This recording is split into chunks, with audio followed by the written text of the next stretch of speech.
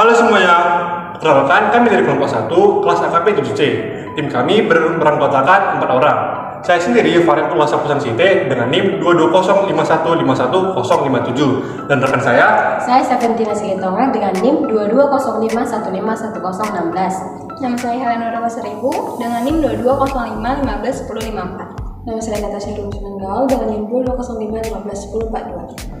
Dalam video ini kami akan menjelaskan tahapan pengerjaan yang dimulai dari penggunaan aplikasi Atlas untuk pre-adjustment dan risk assessment serta pembahasan kode A audit kas dan kode B audit piutang pada kasus PT Bina Citra Pesona.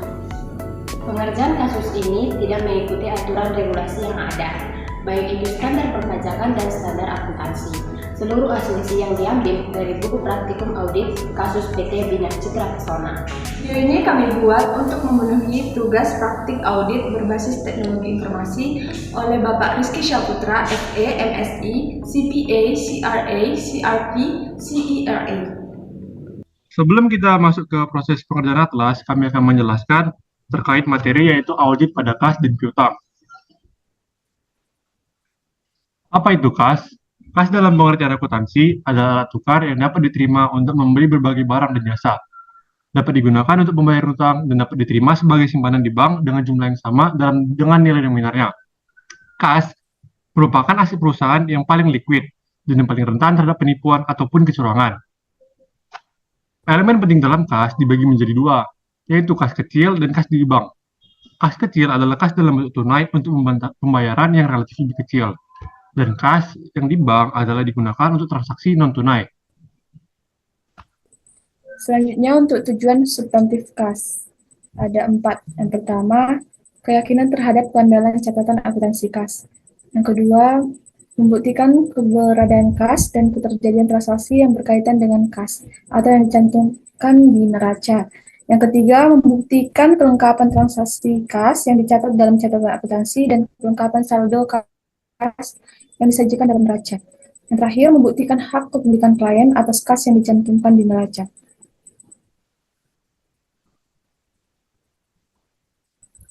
Prosedur pengujian substantif kas proses inisial. Yang pertama, mengusut saldo kas awal tahun, baik untuk kas yang di tangan maupun kas yang di bank. Yang kedua, menelaah aktivitas tanggal rekening buku besar dan menyelidiki adanya aktivitas yang nampak tidak biasa. Yang ketiga, mendapatkan data ringkasan mengenai kas yang dipegang perusahaan dan di bank, menentukan keakuratan perhitungan matematisnya, dan menentukan kesesuaian dengan buku besar. Selanjutnya ada prosedur pengujian substantif kas. Prosedur analitis ada 2, membandingkan rasio saldo kas dengan anggaran saldo tahun lalu dan jumlah yang diterapkan. Yang kedua, menghitung kas sebagai bagian dari aktivitas aktiva lancar dan membandingkan dengan tingkat yang diharapkan. Prosedur pengujian substantif kas ada 3. Yang pertama, melakukan cut-off test untuk kas atau pengujian ini juga dilakukan pada saat melakukan pengujian piutang dagang dan utang dagang sebagai salah satu program audit. Yang kedua, mengusut ke bank transfer untuk beberapa hari sebelum dan sesudah tanggal neraca untuk menentukan bahwa setiap transfer dicatat dengan tepat sebagai penerimaan dan pengeluaran. Yang terakhir, mengusut ke bank transfer untuk beberapa hari sebelum dan sesudah tanggal neraca untuk menentukan bahwa setiap transfer dicatat dengan tepat sebagai penerimaan dan pengeluaran. Selanjutnya adalah pengujian detail saldo. Yang pertama ialah menghitung jumlah kas di tangan dan menentukan bahwa jumlah tersebut sudah termasuk di dalam saldo kas. Yang kedua ialah mengkonfirmasi deposito bank dan saldo utang dengan bank. Yang ketiga, mengkonfirmasi perjanjian yang lain dengan bank yang berkaitan dengan kredit, compensating balance, dan jaminan utang. Yang keempat ialah scanning, penelaah dan penyiapan rekonsiliasi bank. Yang kelima ialah mendapatkan dan menggunakan laporan bank untuk memverifikasi rekonsiliasi bank dan mendeteksi cek yang tidak tercatat dan menganalisa adanya praktik window dressing. Next.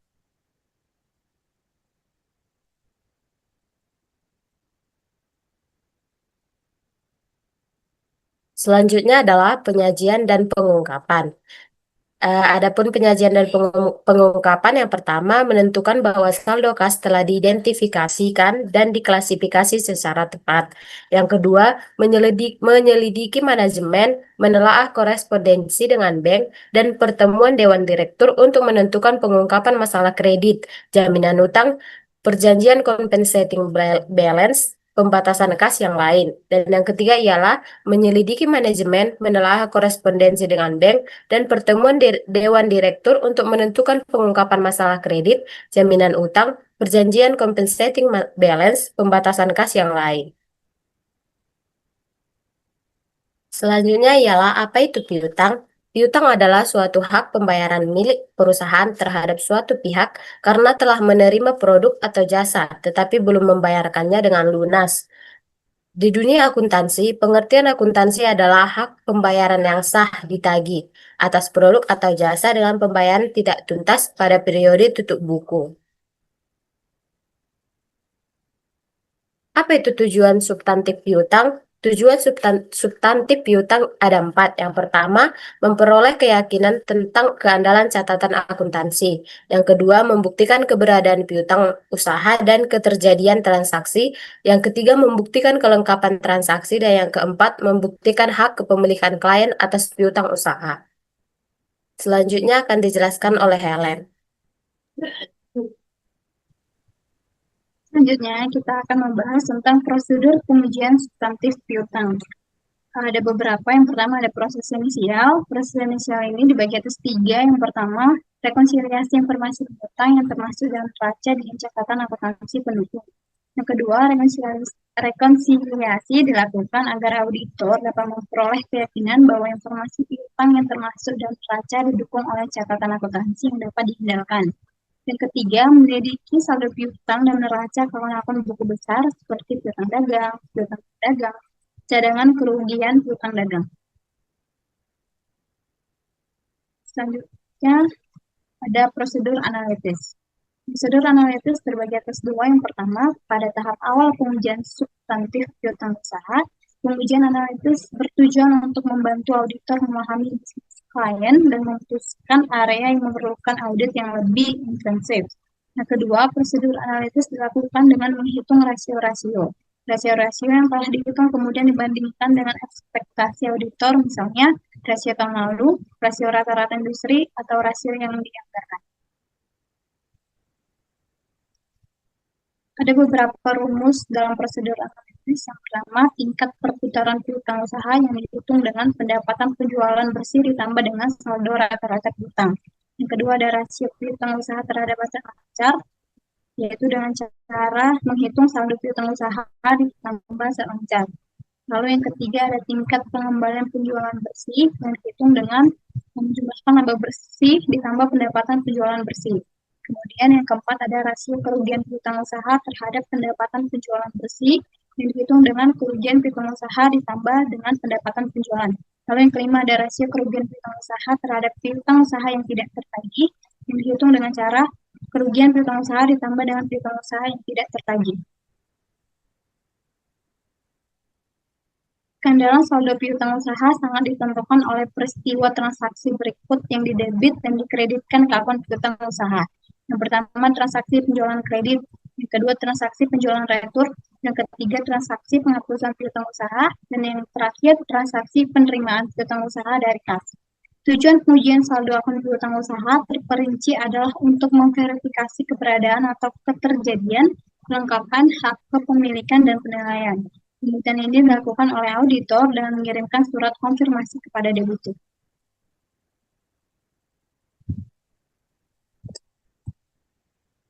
Kita telah mengetahui prosedur pengujian substantif kas dan piutang, namun sebelum kita masuk ke dalam proses pengerjaan terlebih dahulu sebagai tahap pertama dalam pengerjaan audit, yaitu menyelesaikan tahap pre-adjustment dan risk assessment yang ada pada PT Bina Citra Pesona yang dikerjakan dalam Atlas. Udah, gitu aja kah? See you. Oke, thank you guys. Baik, pada kesempatan kali ini saya akan menjelaskan bagaimana tutorial pengerjaan atlas pada PT Bina Citra Persona. Kita awali dengan mengisi terlebih dahulu beranda pada atlas terkait kasus tersebut. Jika ada bintang 3 logo yang warna kuning, ini diisi dengan manual, yaitu seperti ini: Kap Dr. Susilo Co, nama klien, nomor telepon, tahun buku, tipe perikatan, jenis perikatan,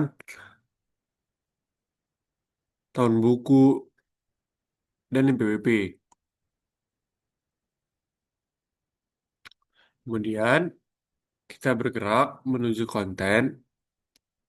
Oh, sebelum itu terlebih dahulu, jika kita dapat bintang 2 seperti ini merupakan pilihan arus yang kita pilih. Seperti ini, SAK yang akan kita gunakan untuk PT Bina Citra Pesona adalah SAK hitam. Sektor usaha klien yaitu adalah perdagangan dan jasa.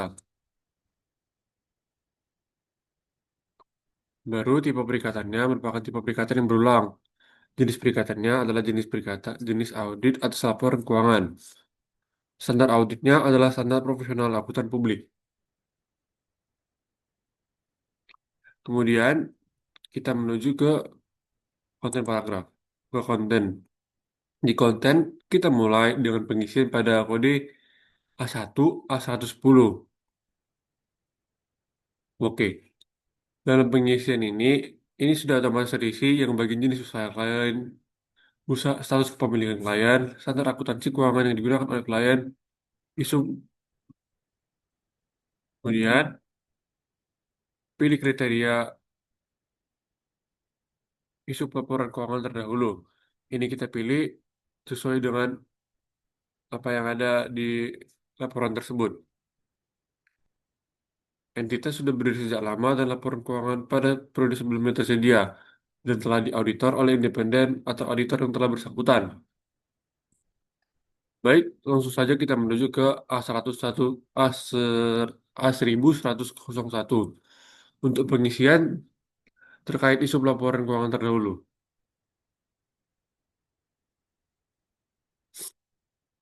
Oke, kita isi saja informasi tersebut.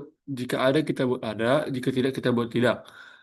Pada catatan atas, apakah apakah terdapat isu mengenai kelangsungan usaha yang tersaji pada catatan atas laporan keuangan sebelumnya?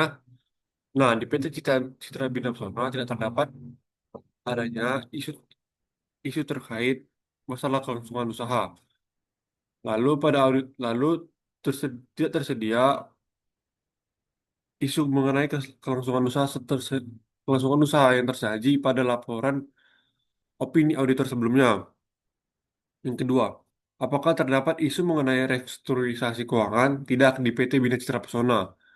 Lalu yang ketiga, apakah terdapat isu mengenai kerugian yang berlanjut? Tidak ada pada PT Citra Pesona. Lalu yang keempat, apakah terdapat isu mengenai penyajian kembali atas laporan keuangan? Tidak jika tidak ada. Iya, tidak ada. Namun pada PT Bina Citra Pesona tidak terdapat ada informasi tersebut. Lalu yang kelima, apakah opini auditor periode lalu menyatakan opini selain wajar tanpa pengecualian? Tidak di PT Bina Citra Pesona. Kemudian kita menuju AS A1102. A1002 merupakan lampiran yang terdiri standar terkait integritas manajemen. Ini mencantumkan apakah eh, pihak auditornya memiliki hubungan yang baik dengan kliennya. Langsung saja kita mulai. Isilah data-data tersebut sesuai dengan informasi yang dimiliki oleh PT Bina Citra Pesona yang dimiliki oleh kliennya. Di sini kami mengisi tidak karena memang informasi yang kami dapat di PT Bina Citra Pesona secara keseluruhan adanya sebagai berikut. Lalu kita menuju A11021. Nah, ini adalah indikasi bahwa mungkin klien terlibat dalam pencucian uang, yaitu indeks A1002. Kita isi semuanya sesuai dengan yang ada di tertera. Kami telah mengisi informasi tersebut sebagai berikut, yaitu kami mengisi seluruhnya tidak karena tidak dapat informasi tersebut.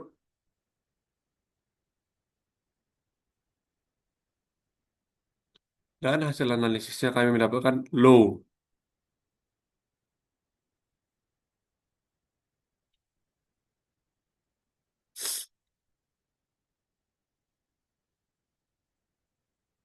Oh salah, ini merupakan analisis yang kami buat sendiri, bahwa kami menilai bahwa analisis yang kami temukan low terkait adanya indikasi pencucian uang. Hmm. Kemudian, baca data-data yang tersebut di nomor 4 dan nomor 3 ini, kemudian tentukan hasil analisisnya di sebelah kanan. Jika kalian merasa low atau high, bisa dilakukan pemilihannya.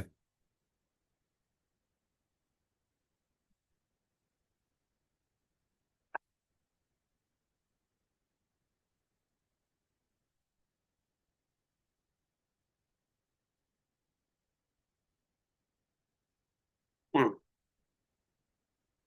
Kemudian kita menuju A100, A1103, A1103. A1103 ini adalah kompetensi, ketersediaan waktu, dan independensi personil lengkap untuk penunjukan tim perikatan. Ini kita isi dan data-data nama anggota KAP yang akan kita gunakan dalam proses pengauditan di PT Bina Citra Pesona.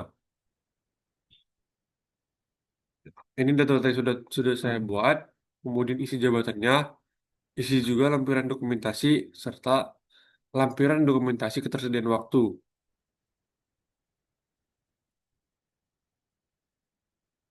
Di sini terdapat 10 nama, 10, 10 lampiran dokumentasi kompetensi, dan, dan lampiran dokumentasi ketersediaan waktu. Di sini terdapat dua anggota dua anggota KAP yang harus perlu update PSHK, dan satu anggota KAP dan dua anggota KAP yang memiliki cuti dalam kegiatan KAP. Kemudian kita menuju ke analisis kompetensi personil KAP terkait dengan perencanaan perikatan. Di tabel ini terisi nama, kompetensi personil KAP, pengalaman bidang audit, pemahaman terkait entitas, pemahaman standar audit, pemahaman peraturan yang relevan dengan klien, pemahaman teknologi informasi yang relevan dengan klien, pemahaman standar akuntansi keuangan, pemahaman kebijakan dan prosedur dalam KAP. Data-datanya sebagai berikut, sesuai dengan arahan oleh pembelajaran kasus terkait dari dosen saya, bahwa ada dua anggota kami memiliki pemahaman yang tidak cukup memadai dalam standar akuntansi keuangan, dan satu anggotanya tidak memiliki pemahaman yang memadai dalam pemahaman terkait entitas. Kemudian kita menuju ke analisis ketersediaan waktu personel KAP terkait dengan rencana perikatan. Jika memang ada cuti, kita buat tidak ada cuti seperti dua anggota KAP kami. Kemudian jika ada yang resign dibuat juga seperti ini, kami ada memiliki satu anggota yang akan resign dan sisanya tidak karena sesuai dengan informasi terkait.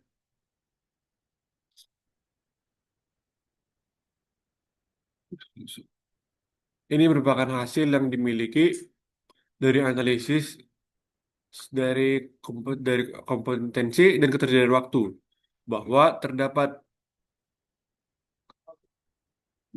7 anggota kami yang bisa memiliki kompetensi untuk update untuk melakukan audit, dan 2 anggota kami tidak dapat memiliki waktu untuk melakukan audit.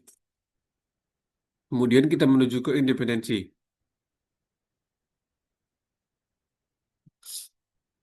Independensi ini adalah yang pertama diisi dengan independensi personal KAP, yaitu lebih membahas antara hubungan antara anggota KAP dengan klien yang akan kita audit. Hasil analisisnya adalah sebagai berikut, di mana jika jika tidak jika pemahaman independensinya tidak mencukupi, kita buat keterangan tidak, dan jika memiliki hubungan dengan klien, kita buat iya, mempunyai hubungan bisnis sama bisnis dengan klien, kita buat tidak atau iya jika memilikinya. Lalu memberikan jasa lainnya yang terdapat benturan kepentingan. Jika tidak iya kita buat tidak, jika iya kita buat iya. Lalu hubungan keluarga dengan kepemilikan klien. serta hubungan keluarga dengan manajemen kunci.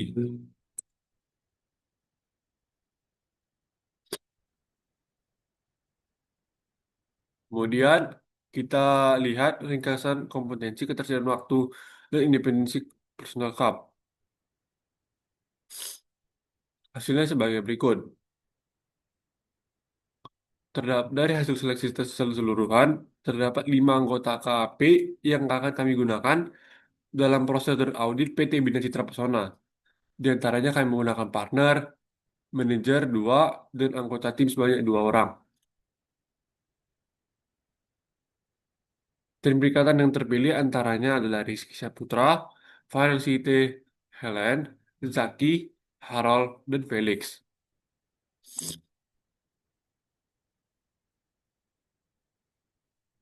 Kemudian kita menuju, setelah itu didapat dihasilkan.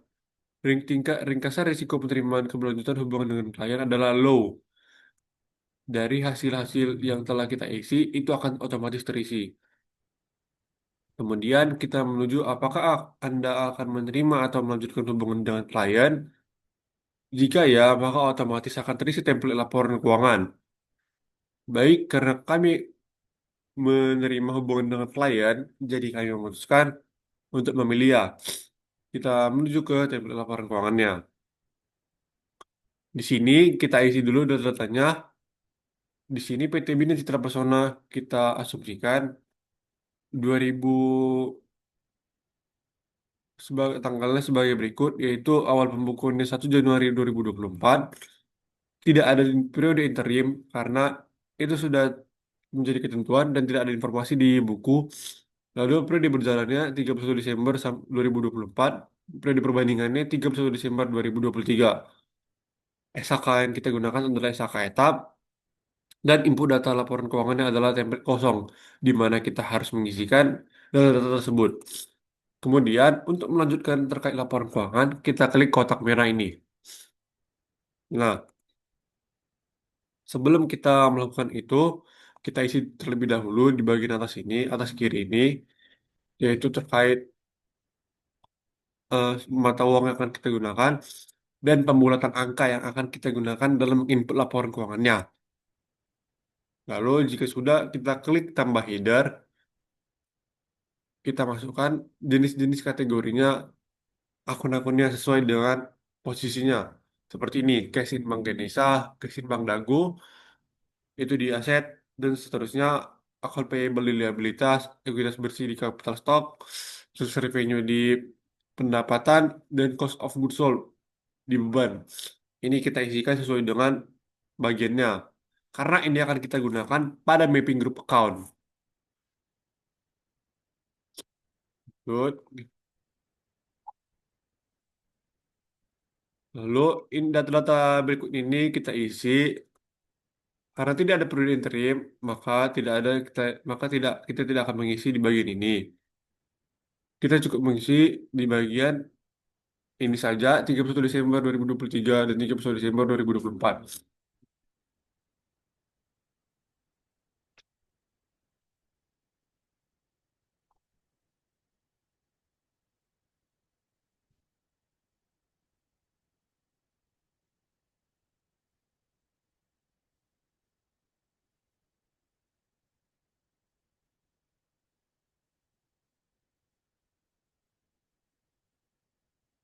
Kemudian kita isi data seluruh laporan keuangannya sampai habis sesuai dengan nomor akunnya.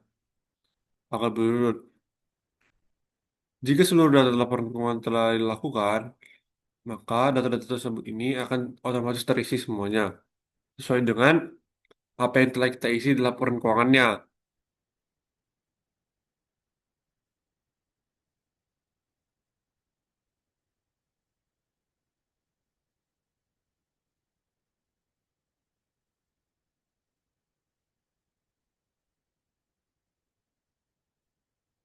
Di mana asetnya sebagai berikut.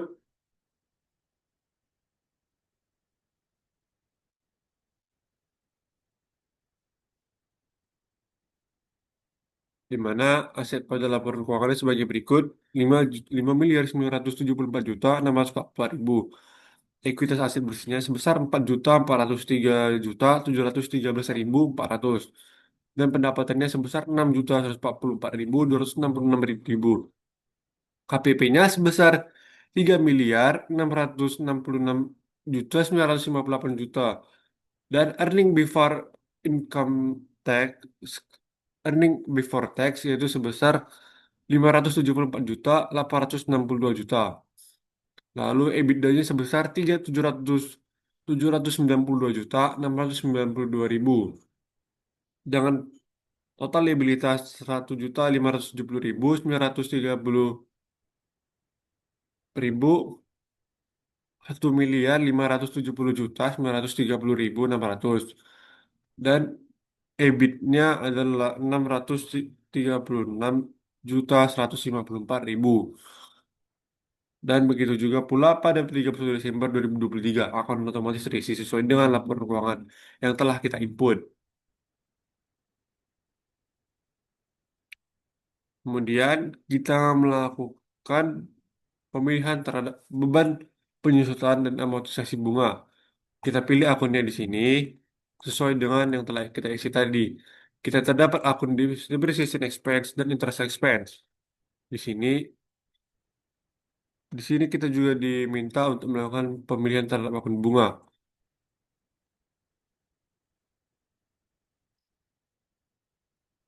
Dan terdapat interest expense.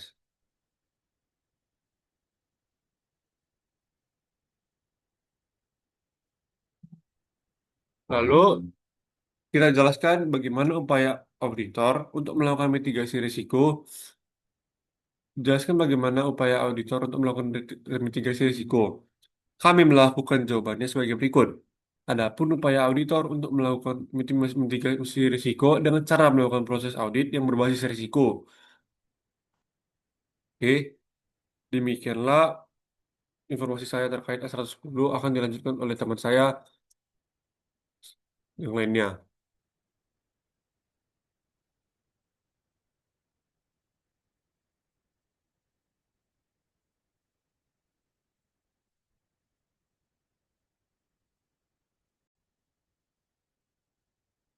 Baik, pada kesempatan kali ini saya akan menjelaskan bagaimana tutorial pengerjaan atlas pada PT Bina Citra Persona.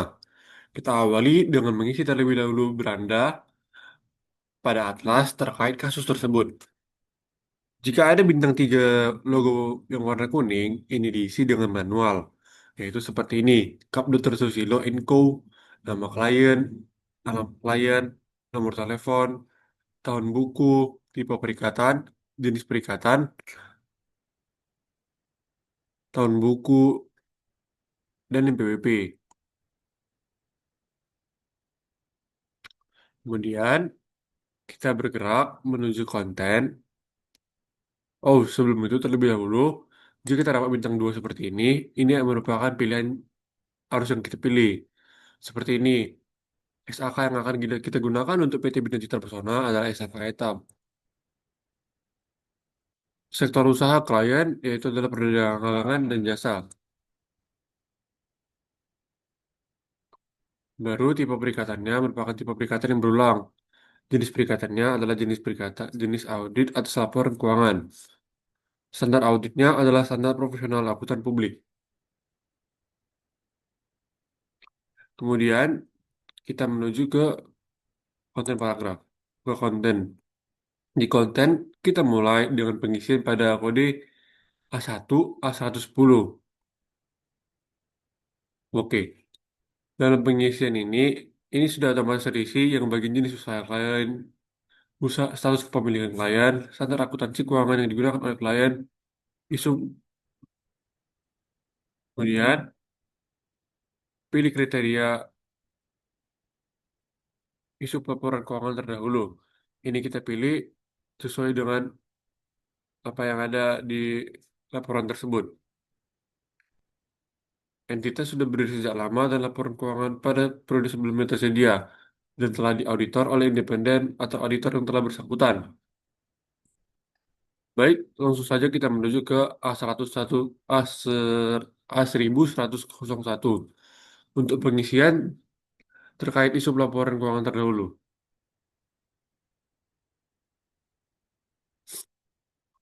Oke, kita isi saja informasi tersebut. Jika ada, kita buat ada. Jika tidak, kita buat tidak. Pada catatan atas, apakah apakah terdapat isu mengenai kelangsungan usaha yang tersaji pada catatan atas laporan keuangan sebelumnya? Nah, di PT Citra Bina Persona tidak terdapat adanya isu isu terkait masalah kelangsungan usaha. Lalu pada audit lalu tidak tersedia isu mengenai kelangsungan usaha kelangsungan usaha yang tersaji pada laporan opini auditor sebelumnya.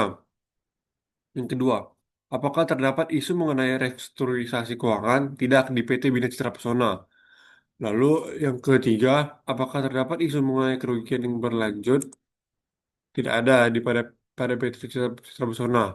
Lalu yang keempat, apakah terdapat isu mengenai penyajian kembali atas laporan keuangan? Tidak jika tidak ada. Iya tidak ada.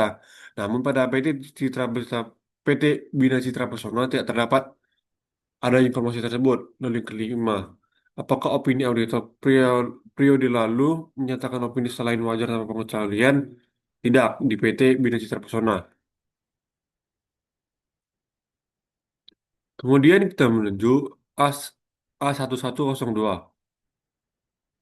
A1002 merupakan lampiran yang terdiri standar terkait integritas manajemen. Ini mencantumkan apakah eh, pihak auditornya memiliki hubungan yang baik dengan kliennya. Langsung saja kita mulai. Isilah data-data tersebut sesuai dengan informasi yang dimiliki oleh PT Bina Citra Pesona yang dimiliki oleh kliennya. Di sini kami mengisi tidak karena memang informasi yang kami dapat di PT Bina Citra Pesona secara keseluruhan adanya sebagai berikut. Lalu kita menuju A11021. Nah, ini adalah indikasi bahwa mungkin klien terlibat dalam pencucian uang, yaitu indeks A1002. Kita isi semuanya sesuai dengan yang ada di tertera. Kami telah mengisi informasi tersebut sebagai berikut, yaitu kami mengisi seluruhnya tidak karena tidak dapat informasi tersebut.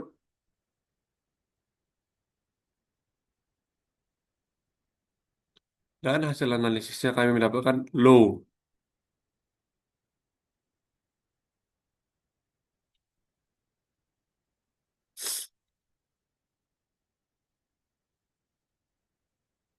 Oh salah, ini merupakan analisis yang kami buat sendiri, bahwa kami menilai bahwa analisis yang kami temukan low terkait adanya indikasi pencucian uang. Hmm. Kemudian, baca data-data yang tersebut di nomor 4 dan nomor 3 ini, kemudian tentukan hasil analisisnya di sebelah kanan. Jika kalian merasa low atau high, bisa dilakukan pemilihannya.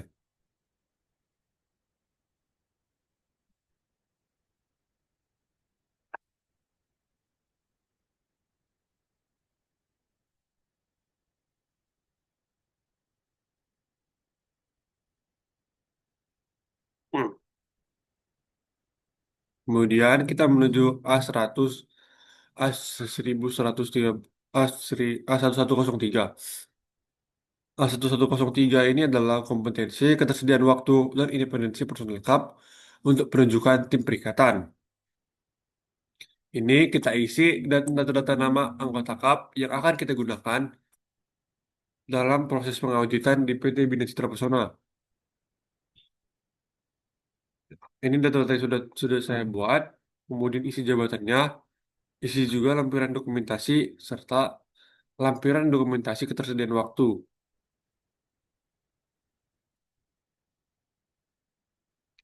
Di sini terdapat 10 nama, 10, 10 lampiran dokumentasi kompetensi, dan, dan lampiran dokumentasi ketersediaan waktu.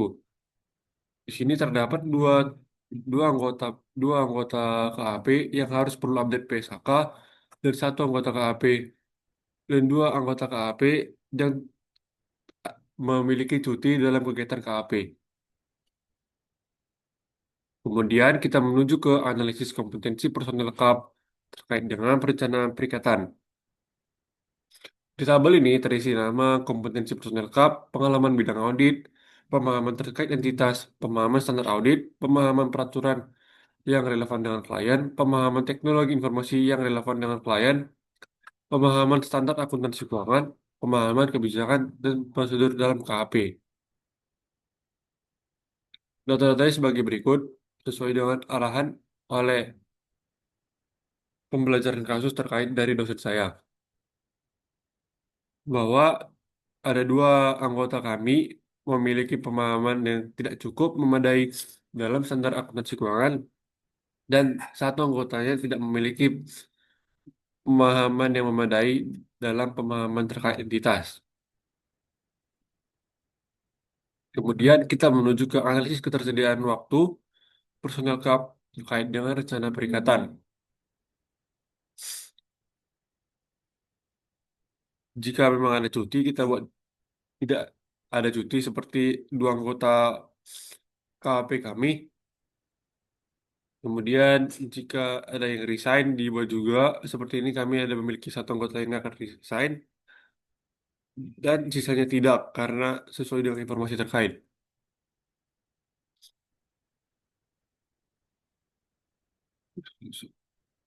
Ini merupakan hasil yang dimiliki dari analisis dari dari kompetensi dan ketersediaan waktu, bahwa terdapat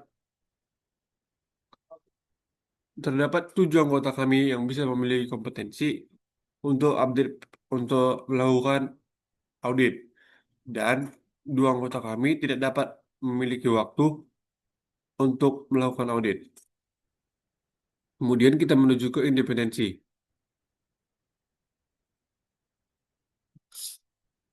Independensi ini adalah yang pertama diisi dengan independensi personal KAP, yaitu lebih membahas antara hubungan antara anggota KAP dengan klien yang akan kita audit. Hasil analisisnya adalah sebagai berikut, di mana jika jika tidak jika pemahaman independensinya tidak mencukupi, kita buat keterangan tidak, dan jika memiliki hubungan dengan klien, kita buat iya. Mempunyai hubungan bisnis sama bisnis dengan klien, kita buat tidak atau iya jika memilikinya.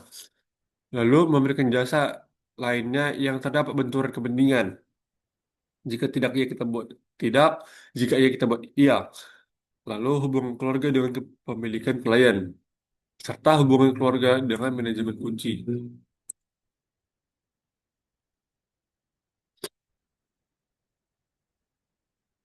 Kemudian kita lihat ringkasan kompetensi ketersediaan waktu dan independensi personal KAP. Hasilnya sebagai berikut. Dari hasil seleksi tes keseluruhan, terdapat 5 anggota KAP yang akan kami gunakan dalam prosedur audit PT Bina Citra Pesona. Di antaranya kami menggunakan partner, manajer 2, dan anggota tim sebanyak 2 orang. Tim perikatan yang terpilih antaranya adalah Rizky Saputra, Farel Site, Helen, Zaki, Harold, dan Felix.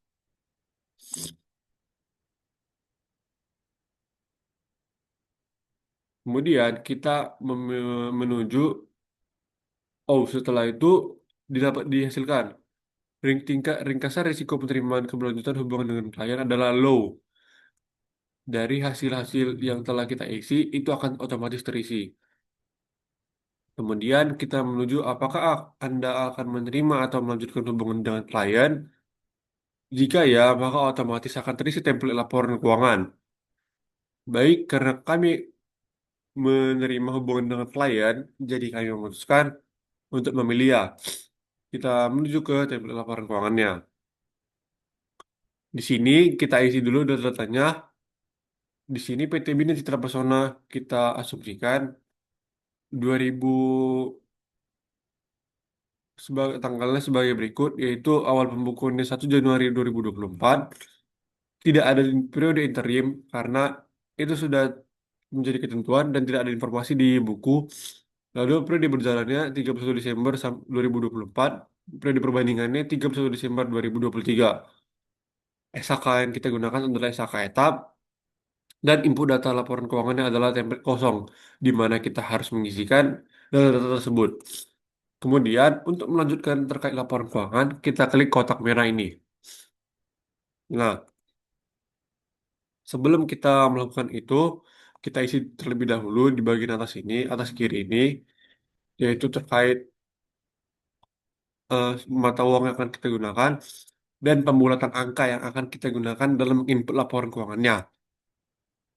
Lalu jika sudah, kita klik tambah header, kita masukkan jenis-jenis kategorinya, akun-akunnya sesuai dengan posisinya. Seperti ini, cash in Bank Ganesha, cash in Bank Dago, itu di aset, dan seterusnya, account payable di liabilitas, ekuitas bersih di capital stock, terus revenue di pendapatan, dan cost of goods sold di beban. Ini kita isikan sesuai dengan bagiannya. Karena ini akan kita gunakan pada mapping group account. Good. Lalu data-data berikut ini kita isi. Karena tidak ada periode interim, kita tidak akan mengisi di bagian ini. Kita cukup mengisi di bagian ini saja 31 Desember 2023 dan 31 Desember 2024.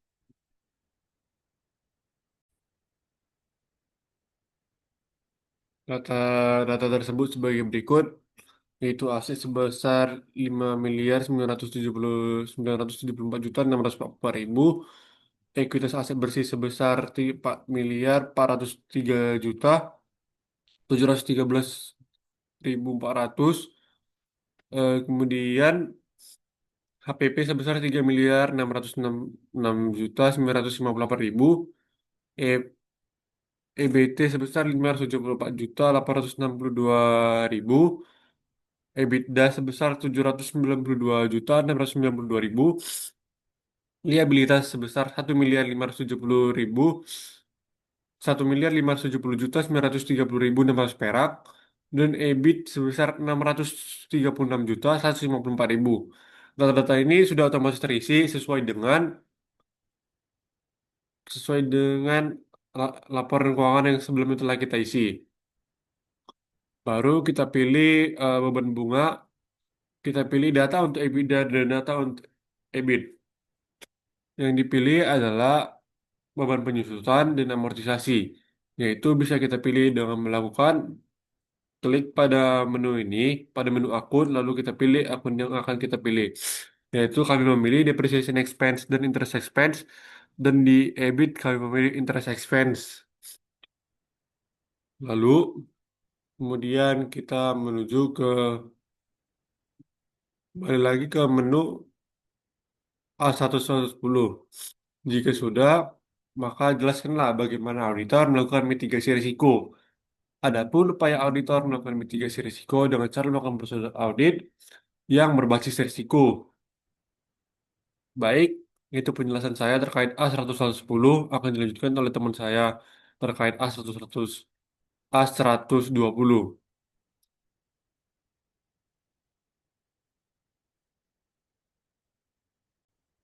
Baik, di sini saya akan menjelaskan kode A120 tentang alokasi jam jasa dan perencanaan.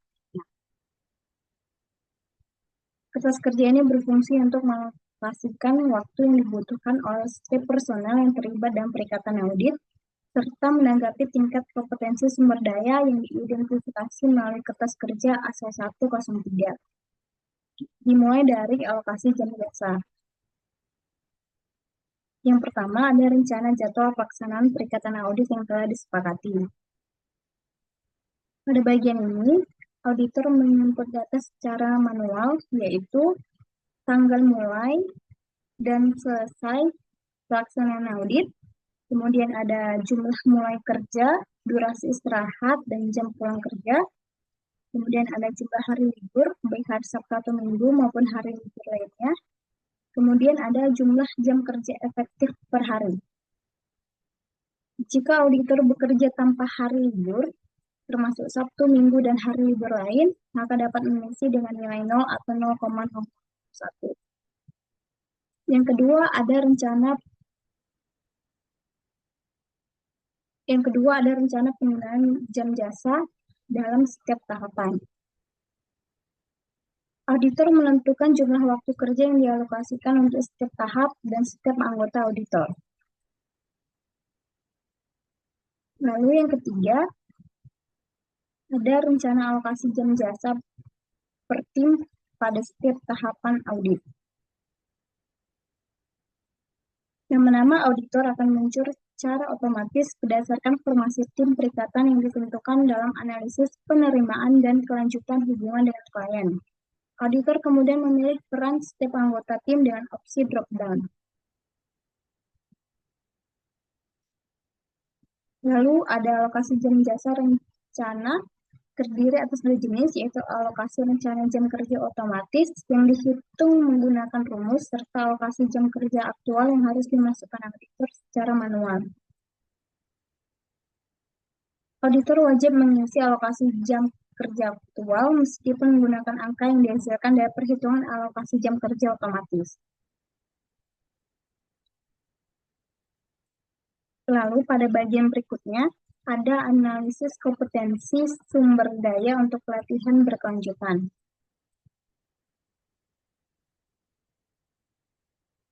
Bagian ini memuat informasi mengenai risiko yang terkait dengan penerimaan dan berkelanjutan hubungan dengan klien.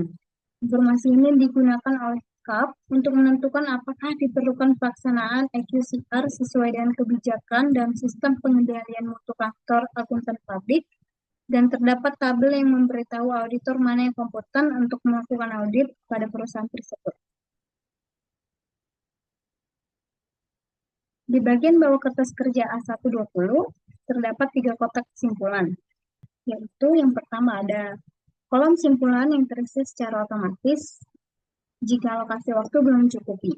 Auditor wajib memberikan penjelasan terkait rencana pemantauan perikatan tersebut. Lalu ada kolom berwarna kuning yang akan otomatis muncul jika simpulan kertas kerja menunjukkan bahwa alokasi tersebut belum memadai. Lalu ada kolom status KKP yang menunjukkan kelengkapan pengisian kotak berwarna kuning dan hijau. Status KKP dapat berubah komplit bila lengkap atau incomplete bila masih kurang lengkap. Baik, di sini kita akan membahas terkait kode A130 yaitu surat perikatan. Kertas kerja ini bertujuan untuk menilai surat perikatan yang akan ditandatangani antara CAP dan klien. Di dalamnya terdapat beberapa pertanyaan yang berfungsi sebagai kontrol guna memastikan bahwa isi dan kelengkapan surat perikatan sudah sesuai dengan standar yang berlaku. Auditor diminta untuk memilih jawaban menggunakan menu drop-down pada setiap pertanyaan tersebut.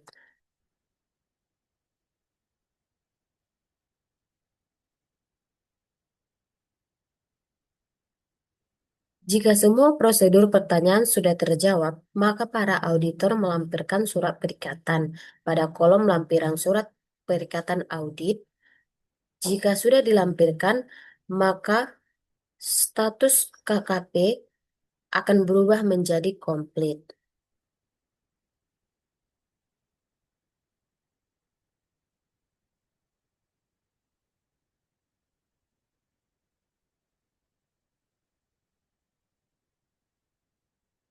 Setelah itu kita next index. Nah, selanjutnya adalah kode A140 yaitu surat tugas.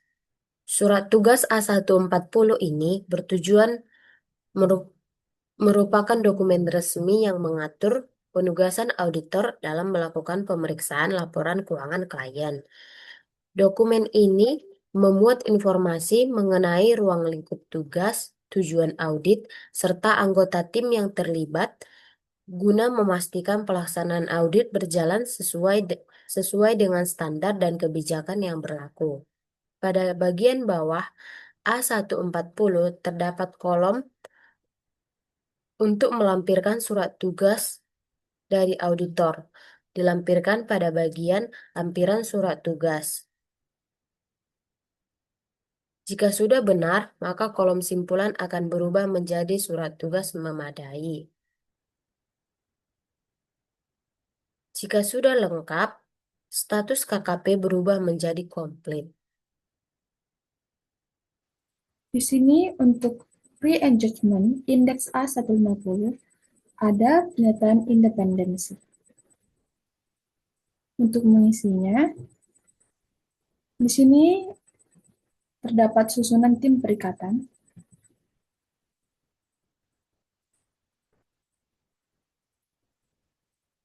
Ada Rizky Syaputra sebagai partner, Parasi tim manager, Helen manager, Jaki anggota tim, dan Harold anggota tim. Kita isi. Dan kita pastikan dalam form independensi setidaknya tersaji. Yang pertama, nama klien dalam form independensi sesuai dengan yang direncanakan. Kita isi ya. Bagian B, nama tim perikatan yang tertera dalam form independensi sesuai dengan surat tugas. Kita juga isi ya. Untuk C, seluruh tim perikatan telah menandatangani form independensi. Kita isi ya juga. Dan yang terakhir, form independensi tertanggal sebelum atau pada tanggal perikatan dimulai. Kita isi ya juga. Untuk contoh pernyataan independensi, kita sediakan lampirannya. Dan lampiran surat pernyataan independensi kita isi tersedia. Dan simpulannya, pernyataan independensi sudah memadai. Selanjutnya untuk A160, yaitu komunikasi tim perikatan. Di sini terdapat checklist komunikasi antara tim perikatan. Yang bagian A, kesepahaman tim perikatan atas A1. Apakah tim perikatan memahami ruang lingkup pekerjaan yang akan dilaksanakan? Kita isi ya sampai di bagian B. Sudah sesuai dan kita isi ya semua. Di bagian contoh format komunikasi kita lampirkan. Dan lampiran komunikasi tim perikatan kita isi tersedia. Dan simpulannya maka komunikasi memadai. Di sini saya akan menjelaskan kode A210 tentang materialitas awal. Formulir A210 digunakan untuk menetapkan batas materialitas awal dalam perencanaan audit, membantu auditor menentukan ambang batas kesalahan yang dianggap signifikan pada laporan keuangan. Formulir ini menjadi dasar dalam fokus audit terhadap pos-pos akun yang material dan dalam perencanaan strategis audit secara keseluruhan. Sebelum kita mengisi form A210 ini, kita harus kembali ke form template laporan keuangan untuk mengisi beban penuntutan serta memenuhi kondisi.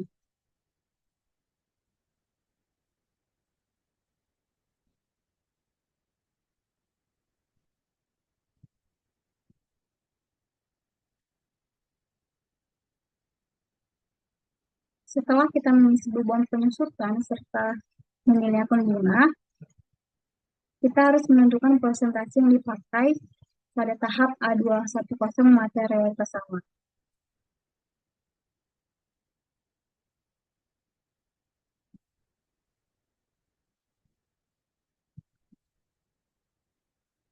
Isilah kolom pertimbangan memilih acuan materialitas sesuai kondisi entitas yang tercantum.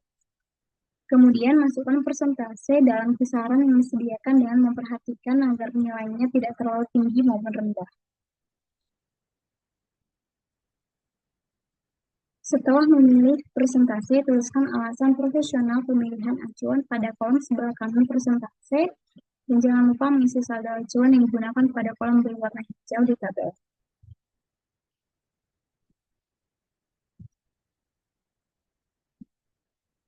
Kemudian kita menentukan persentase OM dan PM dengan mapping materialitas saldo akun.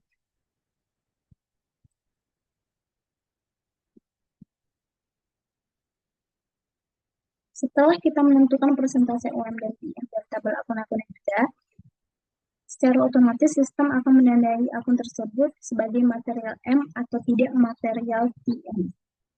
Berdasarkan nilai yang sudah dipilih pada kolom specific materiality, jika nilai yang masukkan melebihi ambang batas pada kolom PM, maka status akan berubah menjadi M.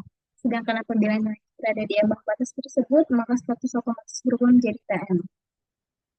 Contohnya seperti berikut. Jika sudah, kita kembali ke form sebelumnya.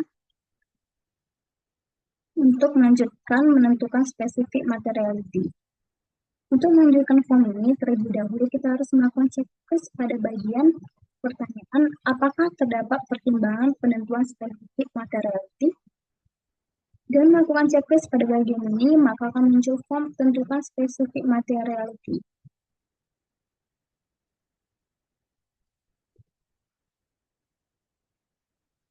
Kemudian, kita mengisi form tersebut dengan saldo akun. Jika saldo form terisi dengan status KKP,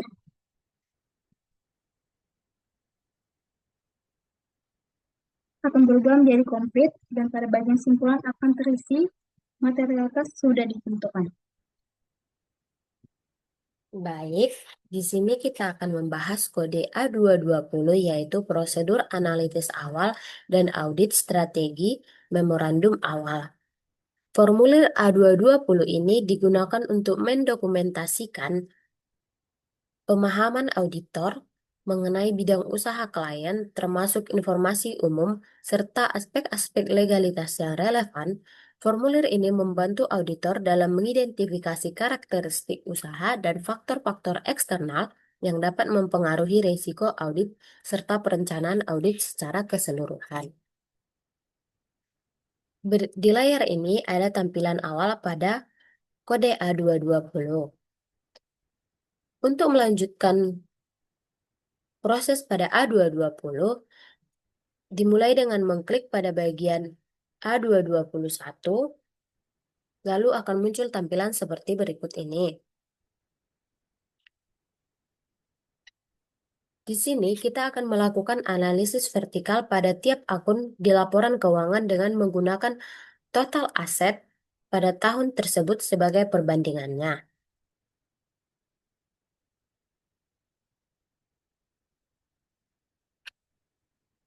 Gambaran pada layar ini adalah gambaran analisis vertikalnya.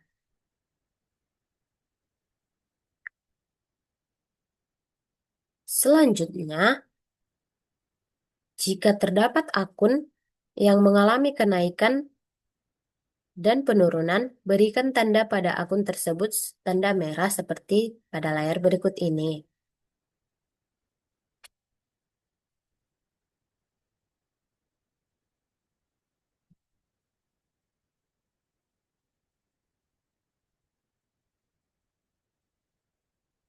Kemudian setelah itu, deskripsikan analisis perbandingan laporan keuangan pada bagian ini.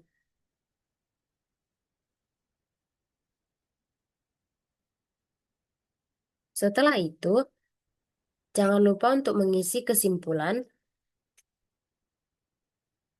untuk memilih kesimpulan apa yang cocok dan jelaskan kondisinya. Maka setelah itu status KKP akan komplit.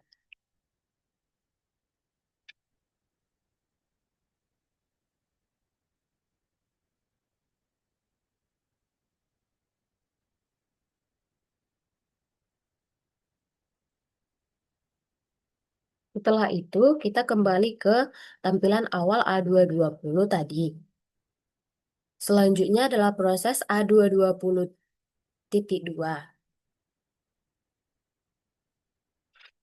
Pada gambaran A220.2, gambarannya jika seluruh form A220.2 sudah terisi penuh seperti ini.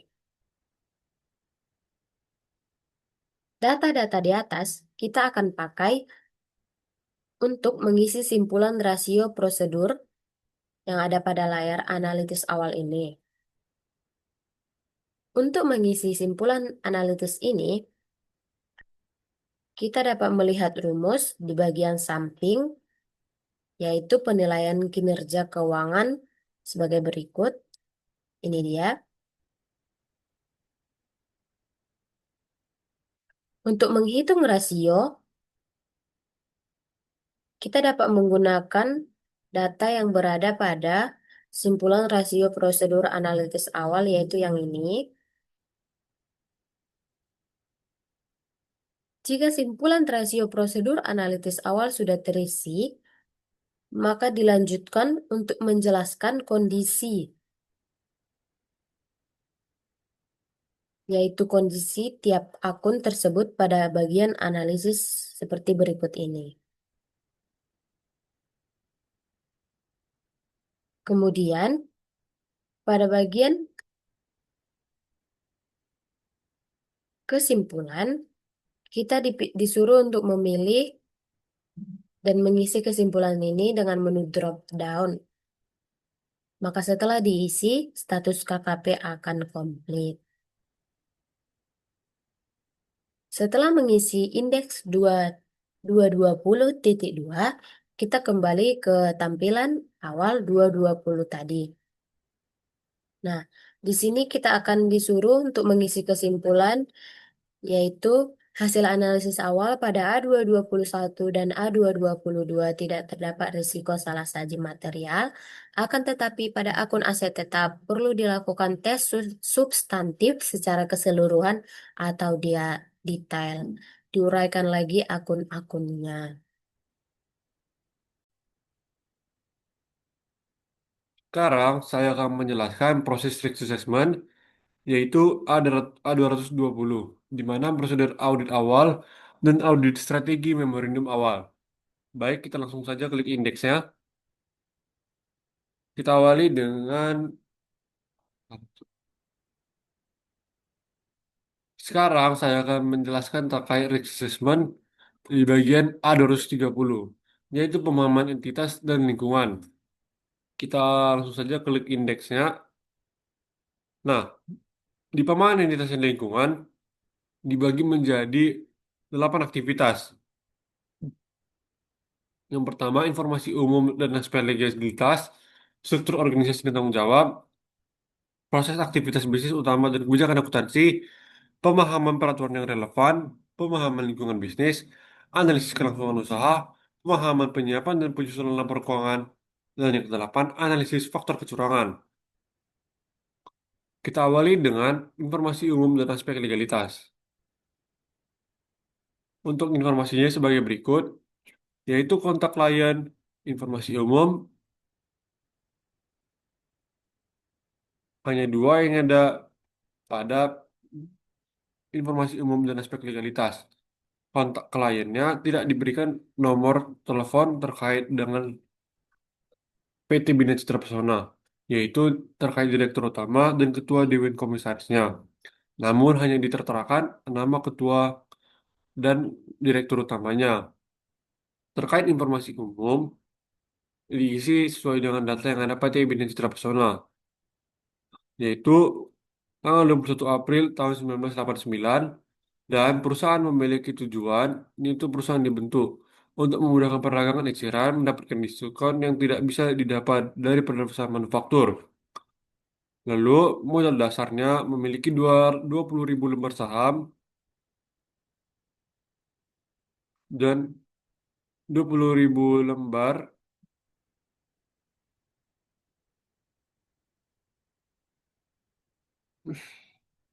dengan nilai 200.000 per lembarnya. Kemudian, susunan pemegang sahamnya adalah sebagai berikut. Ada Johan sebesar 2.000 lembar, ada Leli sebesar 2.000 lembar, ada Ari Budiman sebesar 1.000 lembar, ada Mari Widodo sebesar 1.000 lembar. Susunan pengurusan perusahaannya sebagai berikut. Leli Luntungan sebagai Dewan Komisaris, Johan Munanwar sebagai Dewan Komisaris, Gio Tepea sebagai Sales Director, Tia Barada sebagai Production Director, Purnomo Sutopo sebagai Accounting Director, dan Linda Suyudi sebagai Finance Director. Lalu, tidak ada informasi terkait dari PT Bina Citra Persona sebagai untuk hal-hal yang seperti berikut. Untuk ini kita isi saja sebagai kepemilikan pribadi. milik sendiri.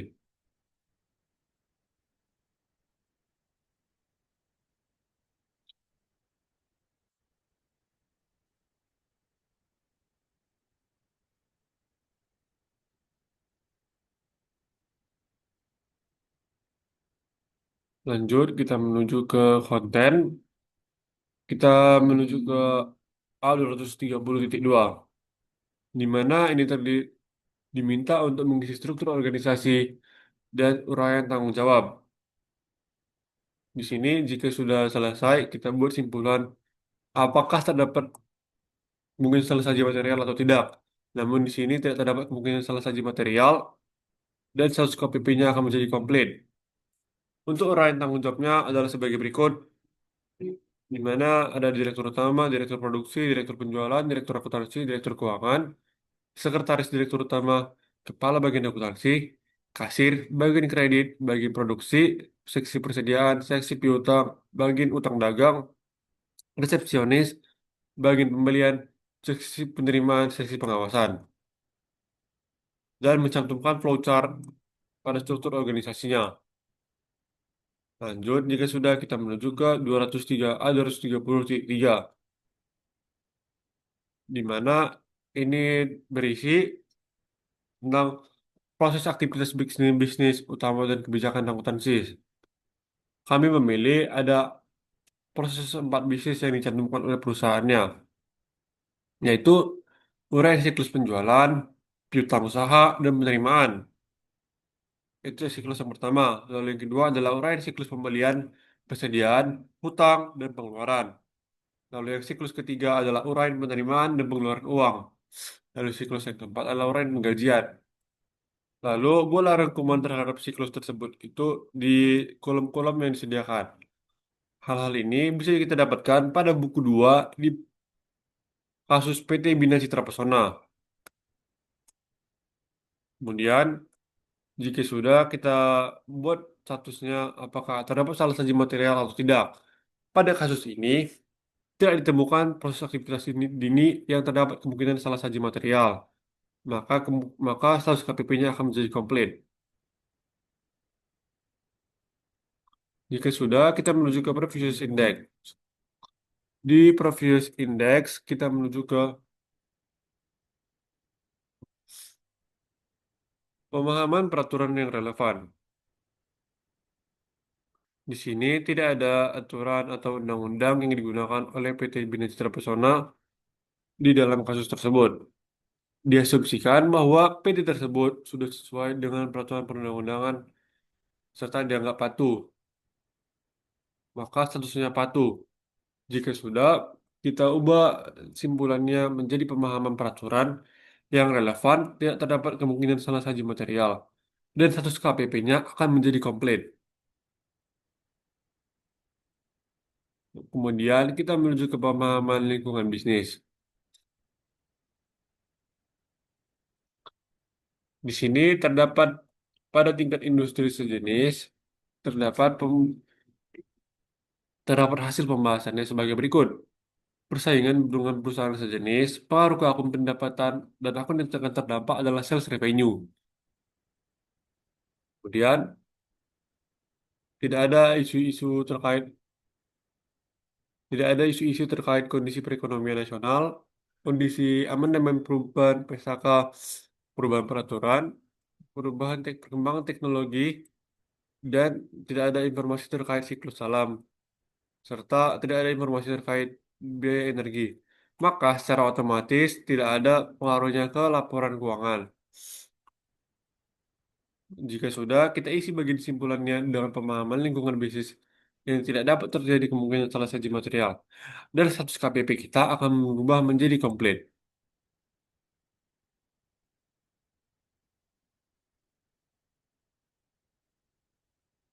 Lanjut,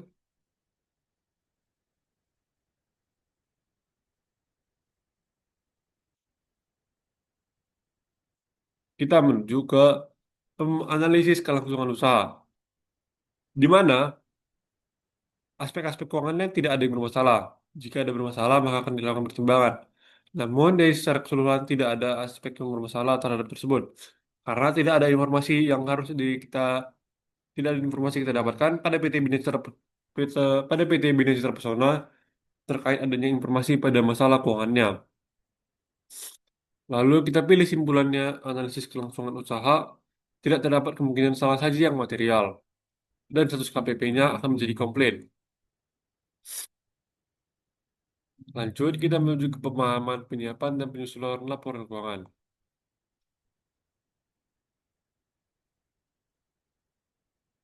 Ini kita pilih terlebih dahulu bahwa pengendalian sudah memadai. Penyiapan laporan keuangannya sudah sesuai dengan prosedur audit yang sudah ada. Laporan keuangan yang berbentuk draft harus diparaf oleh manajemen perusahaan. Dalam penentuan tidak ditemukan adanya dan relevan terhadap audit.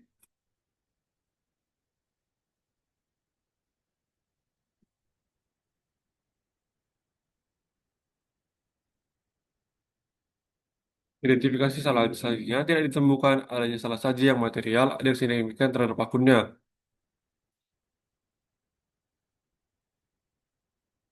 Lalu pencatatan jurnal penyesuaiannya sesuai dengan hasil temuan auditor saat melakukan audit lapangan dan hasil substantif tes.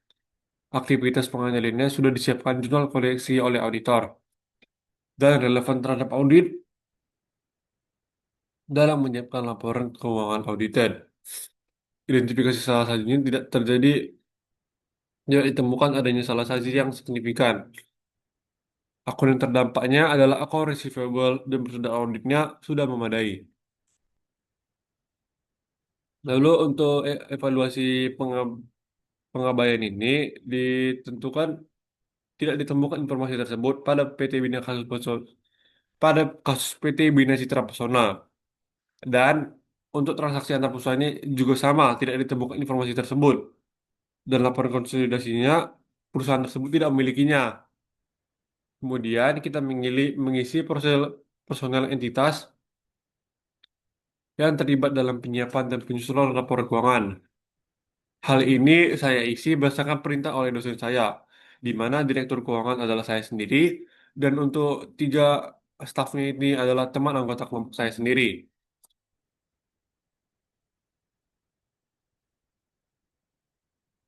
Lanjut ke bagian A230.8. Di sini tidak ada informasi terkait dari tanggapan klien terhadap sesi WG, BOID, dan bagian lainnya secara keseluruhan. Maka otomatis kita akan melakukan pengisian pada kesimpulannya adalah analisis faktor kecurangan, tidak terdapat kemungkinan salah saji yang material, dan status KPP-nya akan menjadi komplit. Lalu kita isi kemungkinan salah saji materialnya. Secara keseluruhan sudah disajikan sesuai dengan standar dan sudah dilakukan jurnal koreksi atas salah saji yang telah terjadi. Baik, itu adalah penjelasan saya terkait bagaimana cara pengisian pemahaman entitas dan lingkungan. Selanjutnya akan dijelaskan oleh teman saya di bagian A240. Baik, di sini kita akan membahas formulir atau kertas kerja dengan kode A240 yaitu inherent risks. Formulir atau kertas kerja dengan kode A240 ini adalah untuk mendokumentasikan hasil penilaian risiko inheren yaitu atau inherent risk. Penilaian ini dilakukan untuk mengidentifikasi dan mengevaluasi kerentanan laporan keuangan terhadap salah saji material sebelum mempertimbangkan adanya pengendalian internal. Pada kode A240 ini, kita dapat melihat faktor-faktor yang menjadi pertimbangan identifikasi dan penilaian risiko yang telah diisi tadi di kode A235.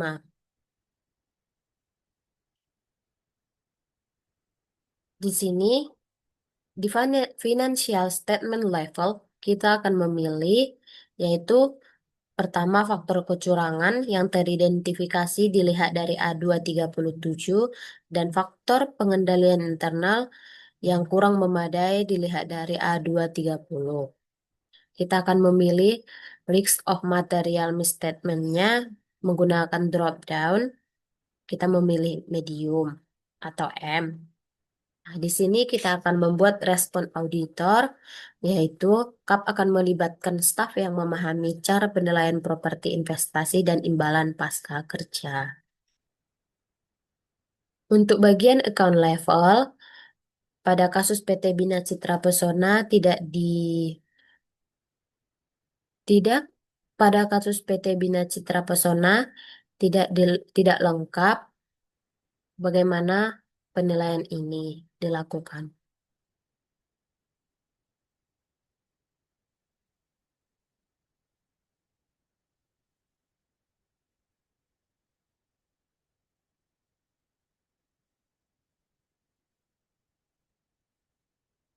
Setelah itu, kita tidak lupa untuk mengisi simpulan, yaitu memilih dengan menu drop down antara yang dua ini. Setelah kita memilih, maka status KKP akan komplit. Selanjutnya untuk risk assessment, bagian A260 yaitu komunikasi dengan TCWG dan SPI. Di sini ada identifikasi para pihak oleh tim perikatan. Yang bagian A, apakah klien memiliki TCWG? Kita isi ya. Setelah kita isi ya, maka kita lihat di A26001. Di sini kita mengisi checklist komunikasi dengan pihak yang bertanggung jawab atas tata kelola. Karena sudah sesuai, maka kita isi ya.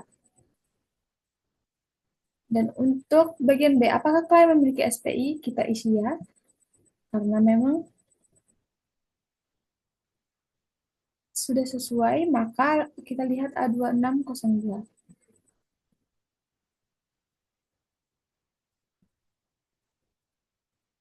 Di sini pertanyaannya, apakah auditor menggunakan pekerjaan auditor internal? Di sini kita isi ya. Dan seluruh pertanyaannya sudah sesuai, maka kita isi ya.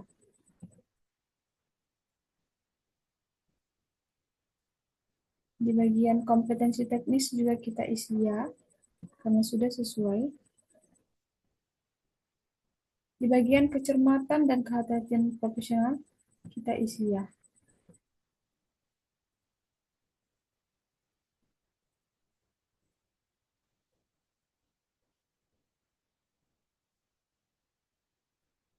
Maka simpulannya kita buat bukti audit yang diperoleh telah cukup memadai, dan status KKP-nya adalah komplit.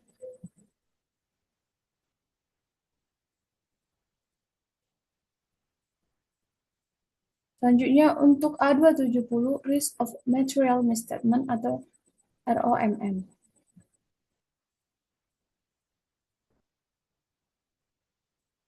Selanjutnya untuk pengisian A270, kemudian RMM atau ROMM untuk Financial Statement Level di sini merupakan otomatis terisi dari indeks sebelumnya, di mana ROM-nya merupakan medium dan respon dari auditor adalah auditor memperbanyak uji substantif. Untuk bagian table of risks of material misstatement at assertion level. Kolom fraud risk explore, inherent risk level, control risk level, dan control risk atau significant account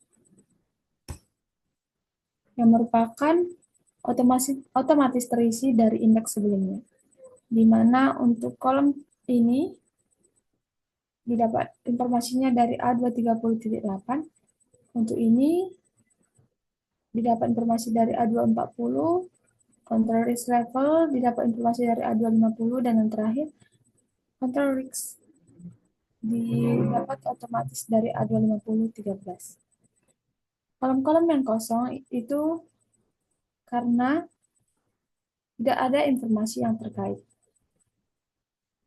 Kemudian pada tabel RMM, kita bisa melihat kolom RMM untuk mengisi TOC dan TOD.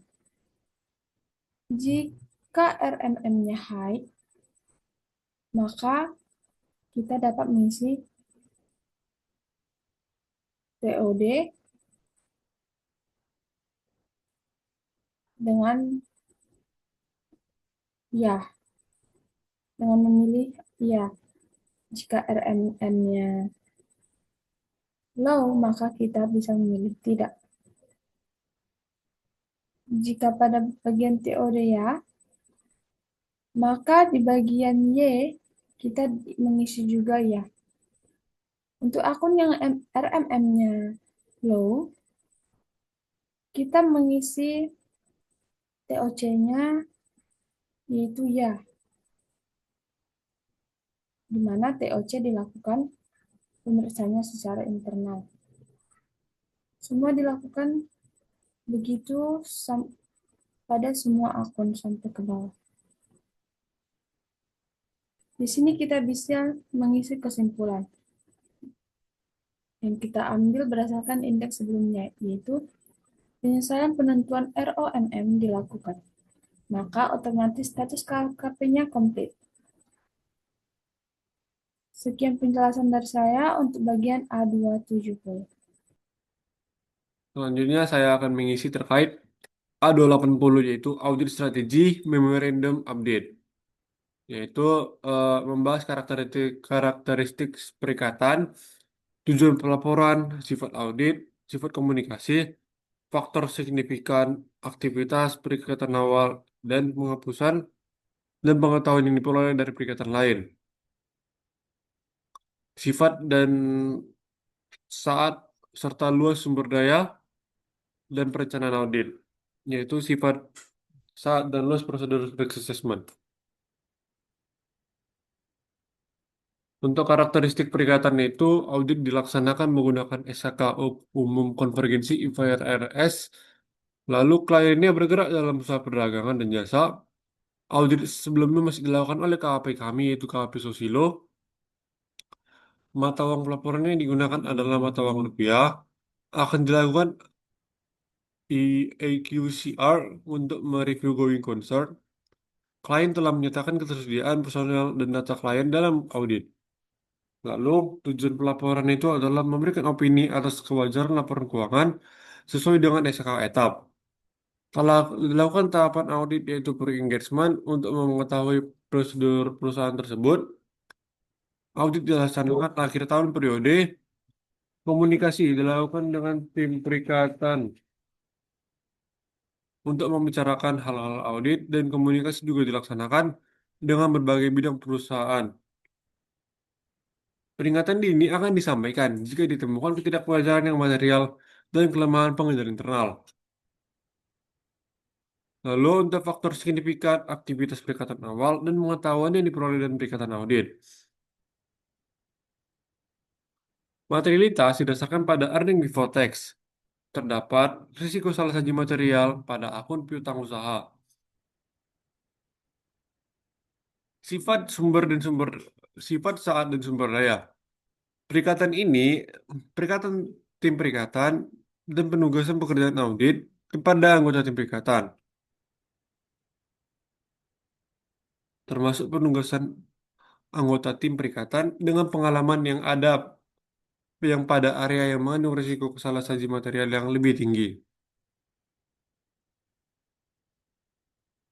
Sekali lagi saya ucapkan, perikatan tim perikatan dan penugasan pekerjaan audit kepada anggota tim perikatan, termasuk penugasan anggota tim perikatan dengan pengalaman yang ada pada area yang mengandung risiko salah satu material yang lebih tinggi. Lalu, pada perencanaan audit terdapat sifat, saat, dan luas prosedur risk assessment. Prosedur risk assessment akan dilakukan dengan memperoleh pemahaman menyeluruh atas entitas dan lingkungannya. Auditor akan melakukan wawancara dengan manajemen dan staf keuangan, menelaah dokumen pendukung seperti struktur organisasi, SOP, dan laporan keuangan audited. Lalu, karena kami tidak melanjutkan kepada risk assessment, Jadi kamu tidak mengisi untuk sifat prosedur lanjutannya. Karena tugas kami hanya ditugaskan sampai dengan risk assessment. Demikian presentasi saya terhadap Atlas. Demikian presentasi saya terkait prosedur substantif tes menggunakan Atlas di PT Binance Terpesona dari pre-engagement hingga risk assessment. Berikutnya, kita akan berpaling ke spreadsheet untuk mempelajari bagaimana substantif tes yang akan digunakan PT Binance Terpesona di untuk kas dan piutang secara lebih mendetail. Baiklah, di sini saya akan menjelaskan kode A dari rekonsiliasi bank, yaitu Bank Ganesha PT Binance Terpesona, di mana yang pertama-tama kita mengetahui saldo per laporan bank atau balance as per bank statement sebesar 1.031.568.000 yang diberi trademark yang artinya sesuai dengan saldo awal yang tercantum dalam laporan penutupan rekening bank serta sesuai dengan respon konfirmasi bank. Hal ini dapat dibuktikan di A2 bahwa telah sesuai dengan saldo awal yang terdapat pada laporan bank. Nah, kemudian ada setoran dalam perjalanan pada tanggal 29 Desember sebesar 91.974.000 yang dimana telah ditelusuri ke jurnal penerimaan kas dan laporan bank. Hal ini dijelaskan pada buku 1 halaman 24. Serta pada tanggal 30 Desember sebesar 6 juta, hal ini juga dijelaskan pada buku 1 halaman 24.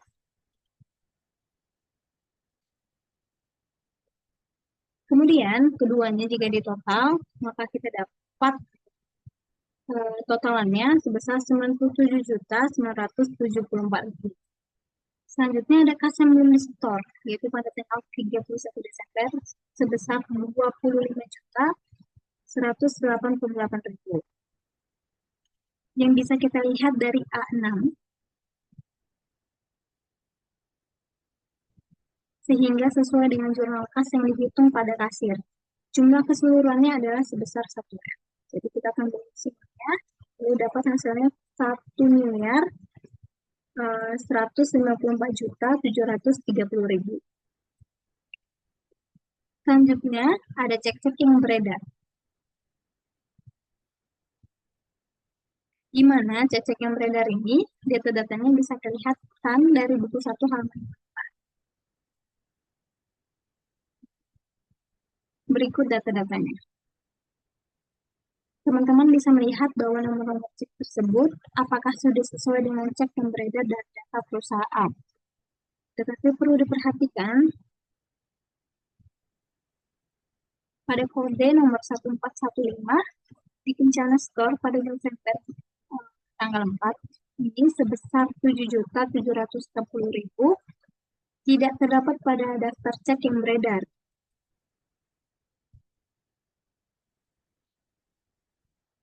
Tetapi dapat dikonfirmasi ulang di bagian piutang, yaitu di bagian G3.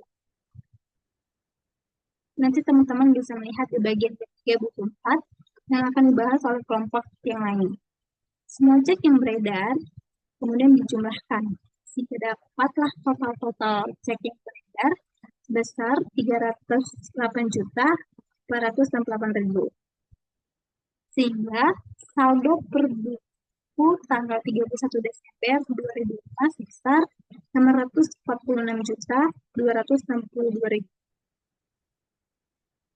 Nah, selanjutnya kita masuk ke dalam kode A3, di mana di sini terdapat juga rekonsiliasi tetapi pada Bank Dago, di mana saldo pelaporan bank per tanggal 30 Desember yaitu sebesar 22.146.000 yang diberi trademark yang memiliki arti sesuai dengan saldo awal yang tercantum dalam laporan penutupan rekening bank serta telah sesuai dengan respon konfirmasi bank. Hal ini sesuai dengan A4. Kita bisa lihat di A4 berikut bahwa data tersebut kita dapat menyimpulkan bahwa telah sesuai dengan saldo awal yang terdapat pada laporan transaksi bank. Kemudian ada setoran dan perjalanan pada tanggal 31 Desember sebesar 64 juta. Nilai ini dapat dari buku 1 halaman 26.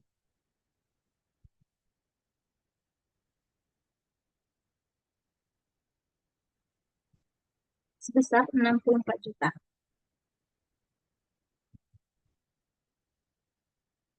Nah, dari sini kita bisa melihat bahwa terdapat setoran sebesar 64 juta yang telah sesuai dengan jumlah kas yang dihitung oleh kasir. Sehingga kita mendapat total dari saldo laporan bank sebesar 86.146.000. Sama seperti sebelumnya, ada cek-cek yang masih beredar. Nah, data untuk cek-cek yang masih beredar ini bisa kita lihat dari buku 1 halaman 27. Berikut data-datanya.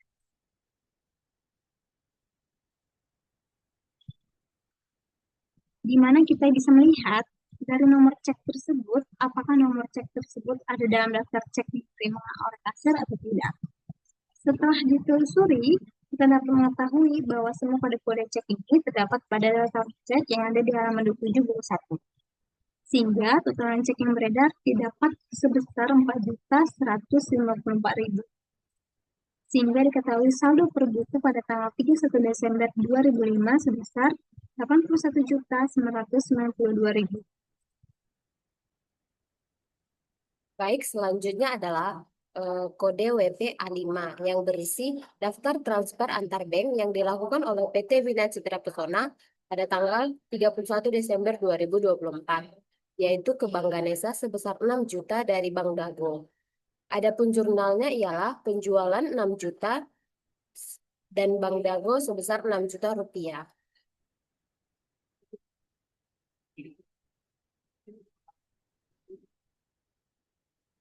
Selanjutnya adalah pada kode WP-A6 berisi laporan penerimaan kas yang belum disetor ke bank dari beberapa pelanggan PT Bina Citra Pesona per 31 Desember 2024. Adapun rinciannya diterima dari Toko Cahaya Kita tanggal 23 Desember sejumlah Rp4.296.000. Dari Toko Departemen Store Jatayu tanggal 26 Desember sebesar 4 juta. Dari Bambo Bahana Shop pada tanggal 20.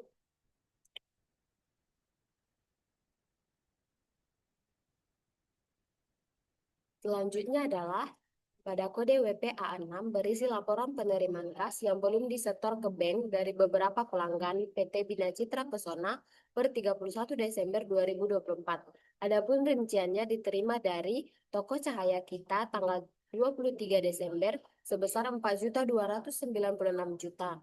Dari Departemen Store Jatayu tanggal 26 Desember sebesar 4 juta. Dari Bambo Bahana Shop tanggal 26 Desember sebesar Rp4.824.000. Dari CV Star Supply tanggal 27 Desember sebesar Rp3.204.000. Dari CV Wangi Parma tanggal 30 Desember sebesar Rp7.236.000. Dari PT Nasional tanggal 30 Desember sebesar Rp1.628.000 dengan total Rp25.188.000. Laporan ini telah diperiksa oleh kasir perusahaan.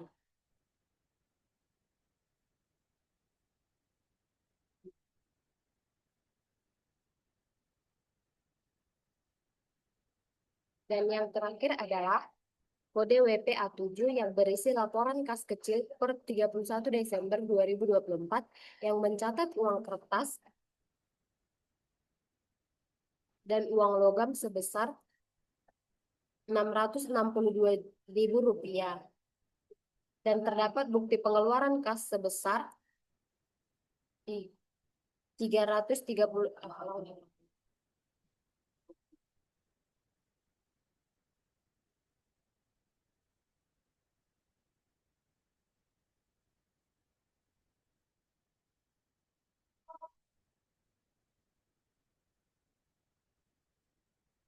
Dan yang terakhir adalah kode WPA7 yang berisi laporan kas kecil per 31 Desember 2024 yang mencatat uang kertas dan logam sebesar Rp662.000. Dan terdapat bukti pengeluaran kas kecil sebesar Rp338.000 untuk pembelian supplies dan perangko. Laporan tersebut telah diverifikasi oleh kasir. Adapun jurnal yang dibuat ialah beban lain-lain sebesar Rp188.000, beban supplies kantor sebesar Rp150.000, dan kas kecil sebesar Rp338.000.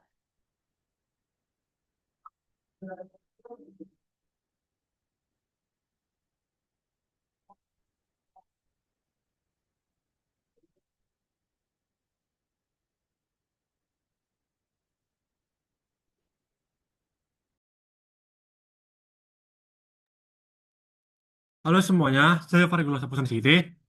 Pada saat ini saya akan menjelaskan substantif test pada akun piutang. Pertama-tama pada akun piutang kita perhatikan keterangan kerja pada B1, yaitu terkait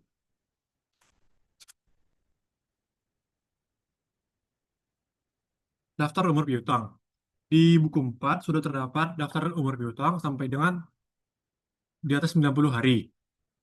Di seluruh akun tersebut kita cantumkan tikmat garis lingkaran, itu tandanya piutang telah ditelusuri. Oke, cara pengerjaannya kita harus melakukan konfirmasi positif dan negatif. Konfirmasi positif kita lakukan pada pada akun piutang yang di atasnya 10 juta. Dan konfirmasi negatif kita lakukan pada akun piutang yang umurnya di bawah, yang jumlahnya di bawah 10 juta. Pertama-tama kita perhatikan pada B2 pengerjaannya. Oke, di B2 ini terdapat konfirmasi dari PT Bina Cipta Persona terhadap PT Firma Fajar Futura, yaitu PT Firma Fajar Futura tidak setuju atas saldo utang sebesar 34 juta pada tanggal 31 Desember 2005. Maka kita cantumkan pada B1, yaitu di toko Fajar Futura. Fajar Futura ini sebesar sebesar 32 juta karena mereka tidak merasa memiliki utang sebesar 34.400.000. Kita cantumkan tik mark C yang berarti telah dikonfirmasi, dan kita tik markan silang tandanya utang piutang tersebut salah. Kita berikan juga kode B2 sebagai tanda bahwa ini berasal dari kode B2. Lanjut, kita melanjutkannya pada B3. Di B3 terdapat konfirmasi piutang yang dilakukan oleh PT Bina Citra Persona terhadap toko D5. Toko D5 tidak setuju atas saldo utang sebesar 150.080.000 karena mereka telah membayar 188 juta pada tanggal 31 Desember 2005. Utang kami seharusnya sebesar tinggal 37.080.000. Oke, sekarang kita harus bergerak ke bagian B1. Kita buka di bagian toko D5. Nah, toko D5 sendiri memiliki umur utang di antara 1 sampai 30 hari. Lalu kita cantumkan tik mark C, tandanya konfirmasi telah dibalas. Dan tik mark 0 garis miring, tandanya bahwa telah piutang telah disusuri. Lalu kita cantumkan juga konfirmasi positif, tandanya itu di atas, karena di atas 10 juta. Kita tambahkan juga paymentnya sebesar 188 juta, 118 juta sesuai dengan perintah pada B3.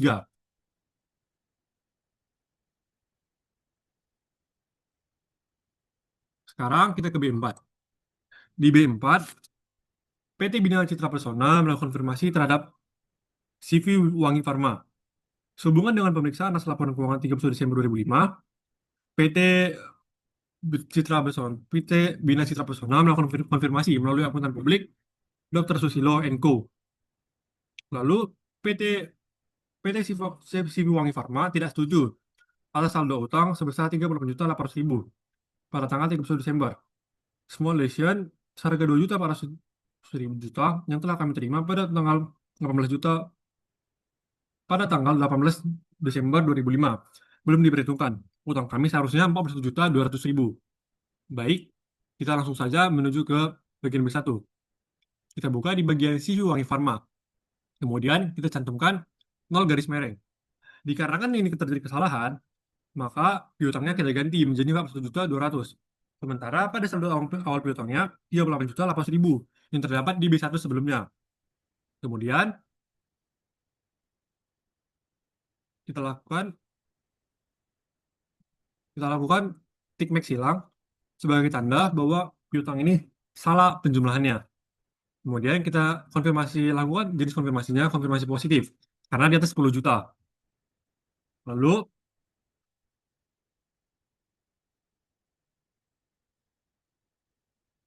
kita ke B5. Di B5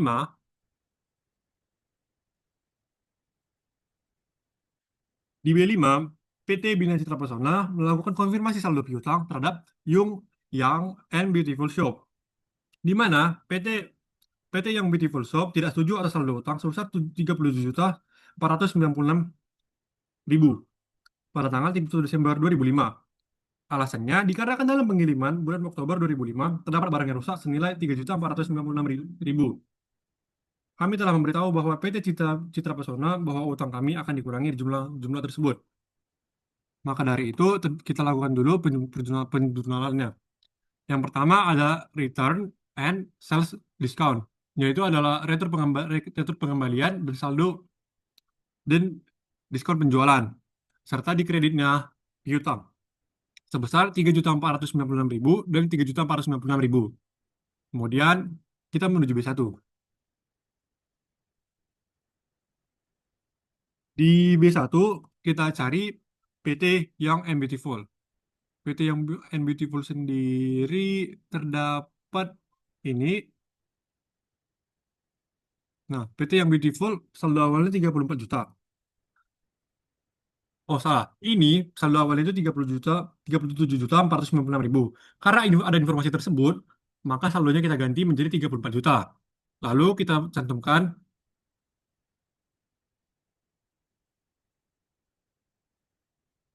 PT Yang Beautiful saldo awalnya sebesar 34 juta. Namun mereka melakukan piutang kembali pada di atas 90 hari sebesar 3.496.000. Maka saldo total piutangnya sebesar 37.496.000. Kita cantumkan tikmek 0 garis miring sebagai tanda telah dikonfirmasi. Dan salah sebagai tanda bahwa piutang telah ditelusuri. Dan konfirmasi telah dibalas. Kemudian payment-nya kita ganti menjadi 34 juta. Karena ada informasi mengenai bahwa 3.496.000 itu dikurangin berdasarkan persediaan yang rusak. Lalu kita menuju ke B6.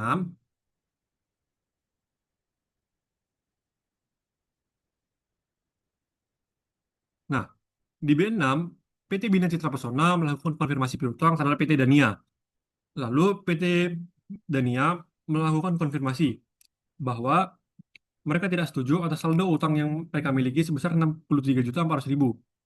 Alasannya, utang kami hanya sebesar 11.400.000. Baik, langsung kita ke B1. Di B6, sendiri kita jumlahkan total saldo piutang mereka, lalu kita melakukan konfirmasi telah ditelusuri serta konfirmasi bahwa telah dikonfirmasi dari perusahaan tersebut.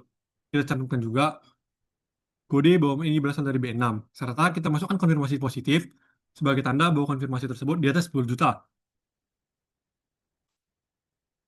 Dan telah melakukan pembayaran sebesar 52 juta karena utang mereka ternyata hanya berkisar 11.400.000. Baik, kemudian kita lakukan penjumlahan.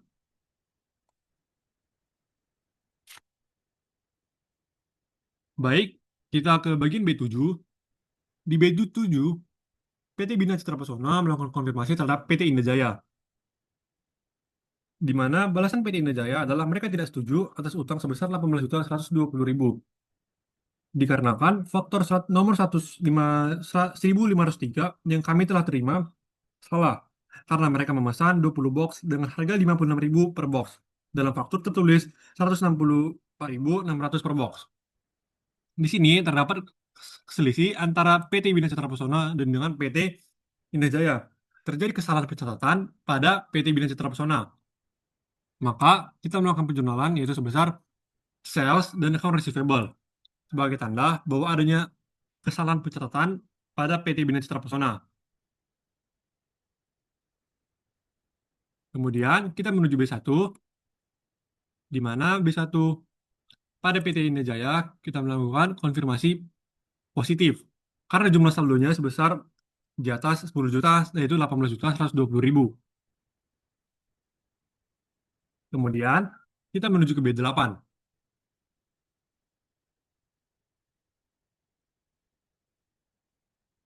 Di B8, PT Bina Citra Pesona melakukan konfirmasi terhadap toko Cahaya Omega, di mana mereka tidak setuju atas saldo utang yang dimiliki oleh PT Bina Citra Pesona.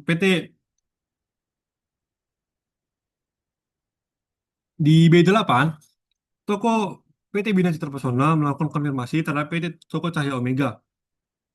Atas balasan konfirmasi tersebut, PT Toko Cahaya Omega melakukan membalas bahwa mereka tidak memiliki utang terhadap PT Bina Citra Pesona. Maka kita menuju ke B1.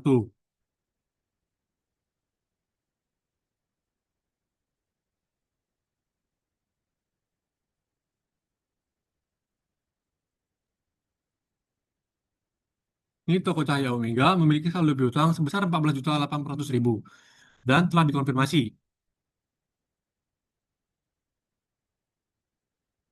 Dan kita lakukan konfirmasi positif karena telah diketahui bahwa jumlah nominalnya di atas 14.800.000. Kemudian kita lakukan pengisian terhadap total payment serta notes bahwa mereka telah membayar tepat waktu atau tidak. Untuk itu sendiri, kita bisa perhatikan pada buku 1 di halaman 16, di poin ke-7. PT Bambu Bahana Cahaya melakukan pembayaran sebesar 5.700.000 dan dia memiliki status sering terlambat tetapi selalu membayar. Tetapi sebelumnya kita melihat bahwa PT Ayu Aroma tidak melakukan pembayaran pada tanggal 2 sampai dengan 14 Januari. Tetapi mereka membayar dengan on time. Kemudian Toko Cahaya Omega tidak melakukan pembayaran pada 2 Januari sampai dengan 14 Januari. Mereka sangat diragukan sehingga piutang mereka harus dihapus. Lalu pada Toko Cahaya Omega mereka melakukan pembayaran sebesar 8.600.000 dan mereka membayarnya dengan tepat waktu. Kemudian, Cinderella Shop melakukan pembayaran sebesar 4 juta pada tanggal 7 Januari 2024. Mereka membayarnya dengan tepat waktu. Kemudian, PT Indah Jaya, PT Indah Jaya, PT Dania melakukan pembayaran sebesar 5 juta sebesar 52 juta pada tanggal 3 Januari 2025, di mana mereka membayarnya dengan status jarang terlambat.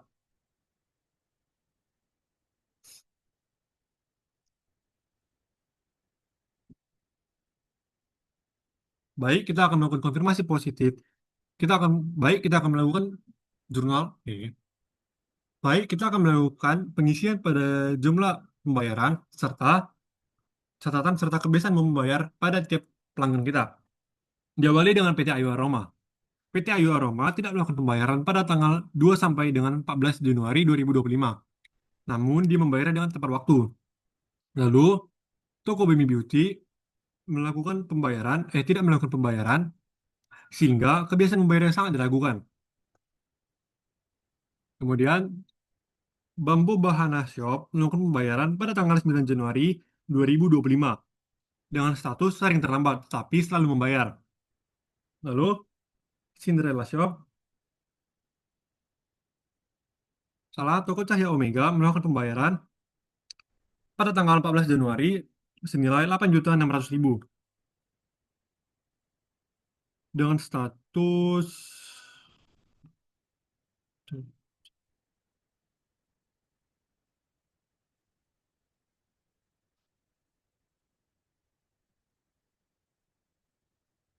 sering terlambat tapi selalu membayar.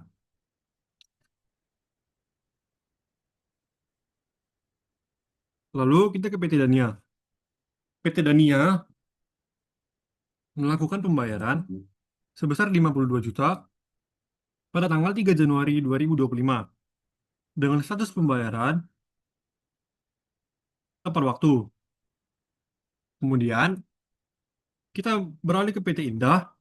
PT Indah melakukan pembayaran pada tanggal 7 Januari 2025 dengan jumlah 15.960.000 dengan status pembayaran jarang terlambat.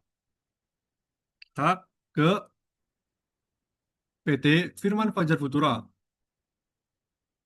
PT Firman Fajar Futura tidak melakukan pembayaran pada tanggal 2 sampai 14 Januari 2025, namun dia membayar dengan tepat waktu. Lanjut, kita ke PT Departemen Store Jayatu, di mana Departemen Store Jayatu membayar sebesar 9.030.000 dan statusnya tepat waktu. Lanjut, kita ke PT CV Star Supply. CV Star Supply melakukan pembayaran sebesar 5 juta pada tanggal 3 Januari 2025 dengan status tepat waktu. Lalu PT Nasional melakukan pembayaran pada tanggal 7 Januari 2005 dengan jumlah pembayaran 2.400.000 dan status pembayarannya adalah dengan tepat waktu. Kita ke toko Ramai. Di toko Ramai terjadi pembayaran pada tanggal 4 juta pada tanggal 7 Januari 2025 dengan jumlah 4.700.000 dengan status pembayaran tepat waktu. Lalu kita ke toko D5. Toko D5 melakukan pembayaran pada tanggal 2 Januari 2025 dan status pembayarannya tepat waktu dengan jumlah nominal 118 juta. Kemudian kita ke toko Young and Beautiful Shop, di mana melakukan pembayaran sebesar 34 juta dan status pembayaran adalah tepat waktu. Baik, itu adalah konfirmasi piutang dari B1 sampai dengan B8. Untuk B9-nya akan dilanjutkan teman saya, yaitu Natasha Rumiris Numengaul.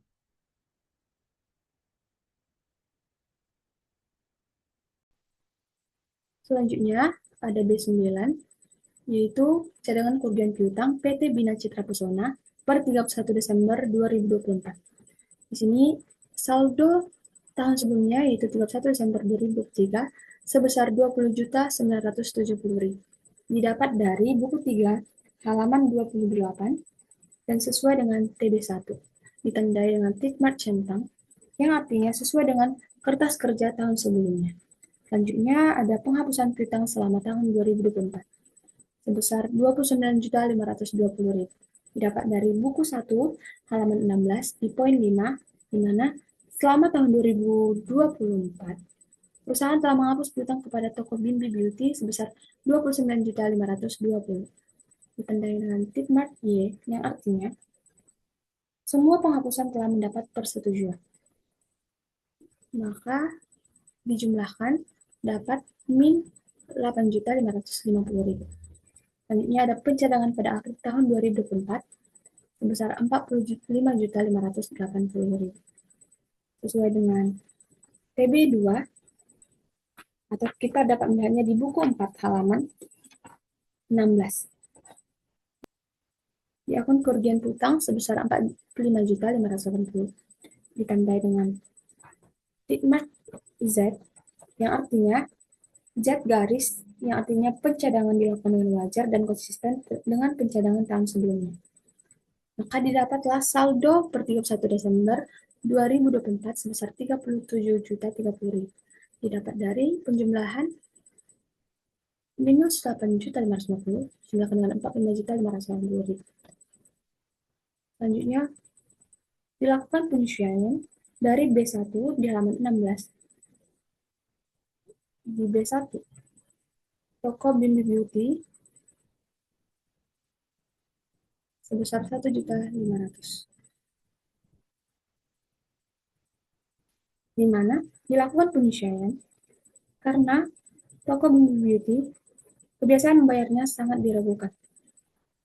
Setelah itu dapat saldo setelah disesuaikan sebesar 35.530 didapat dari saldo per 31 Desember 2024 dikurangi dengan penyesuaian 1.500.000. Maka ditandai dengan tick mark M, yang artinya saldo cadangan kurang piutang cukup sebanding dengan saldo tahun sebelumnya.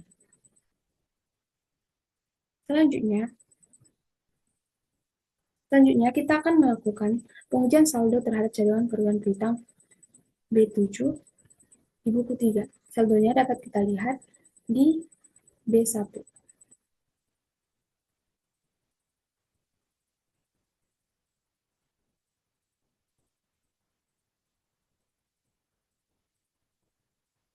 Untuk umur piutang 1-30 hari, saldonya sebesar 374.214.000.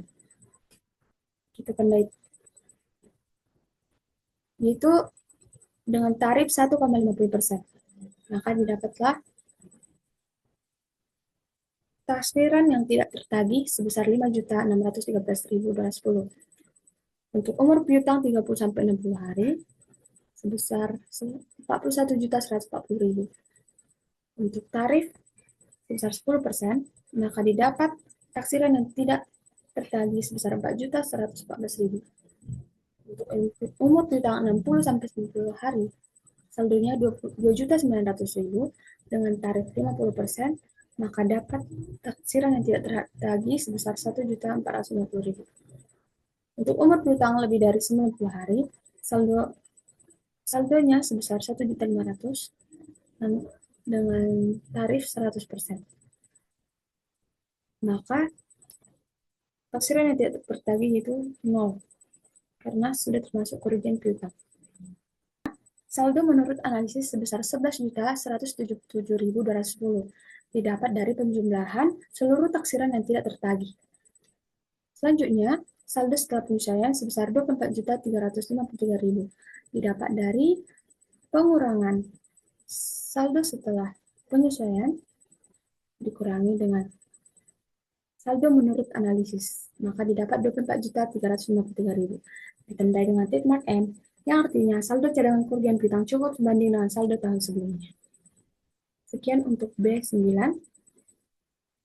Maka selanjutnya untuk kode C mengenai persediaan dan kode D tentang asuransi dibayar di muka dan beban asuransi akan dibahas oleh kelompok 2. Terima kasih.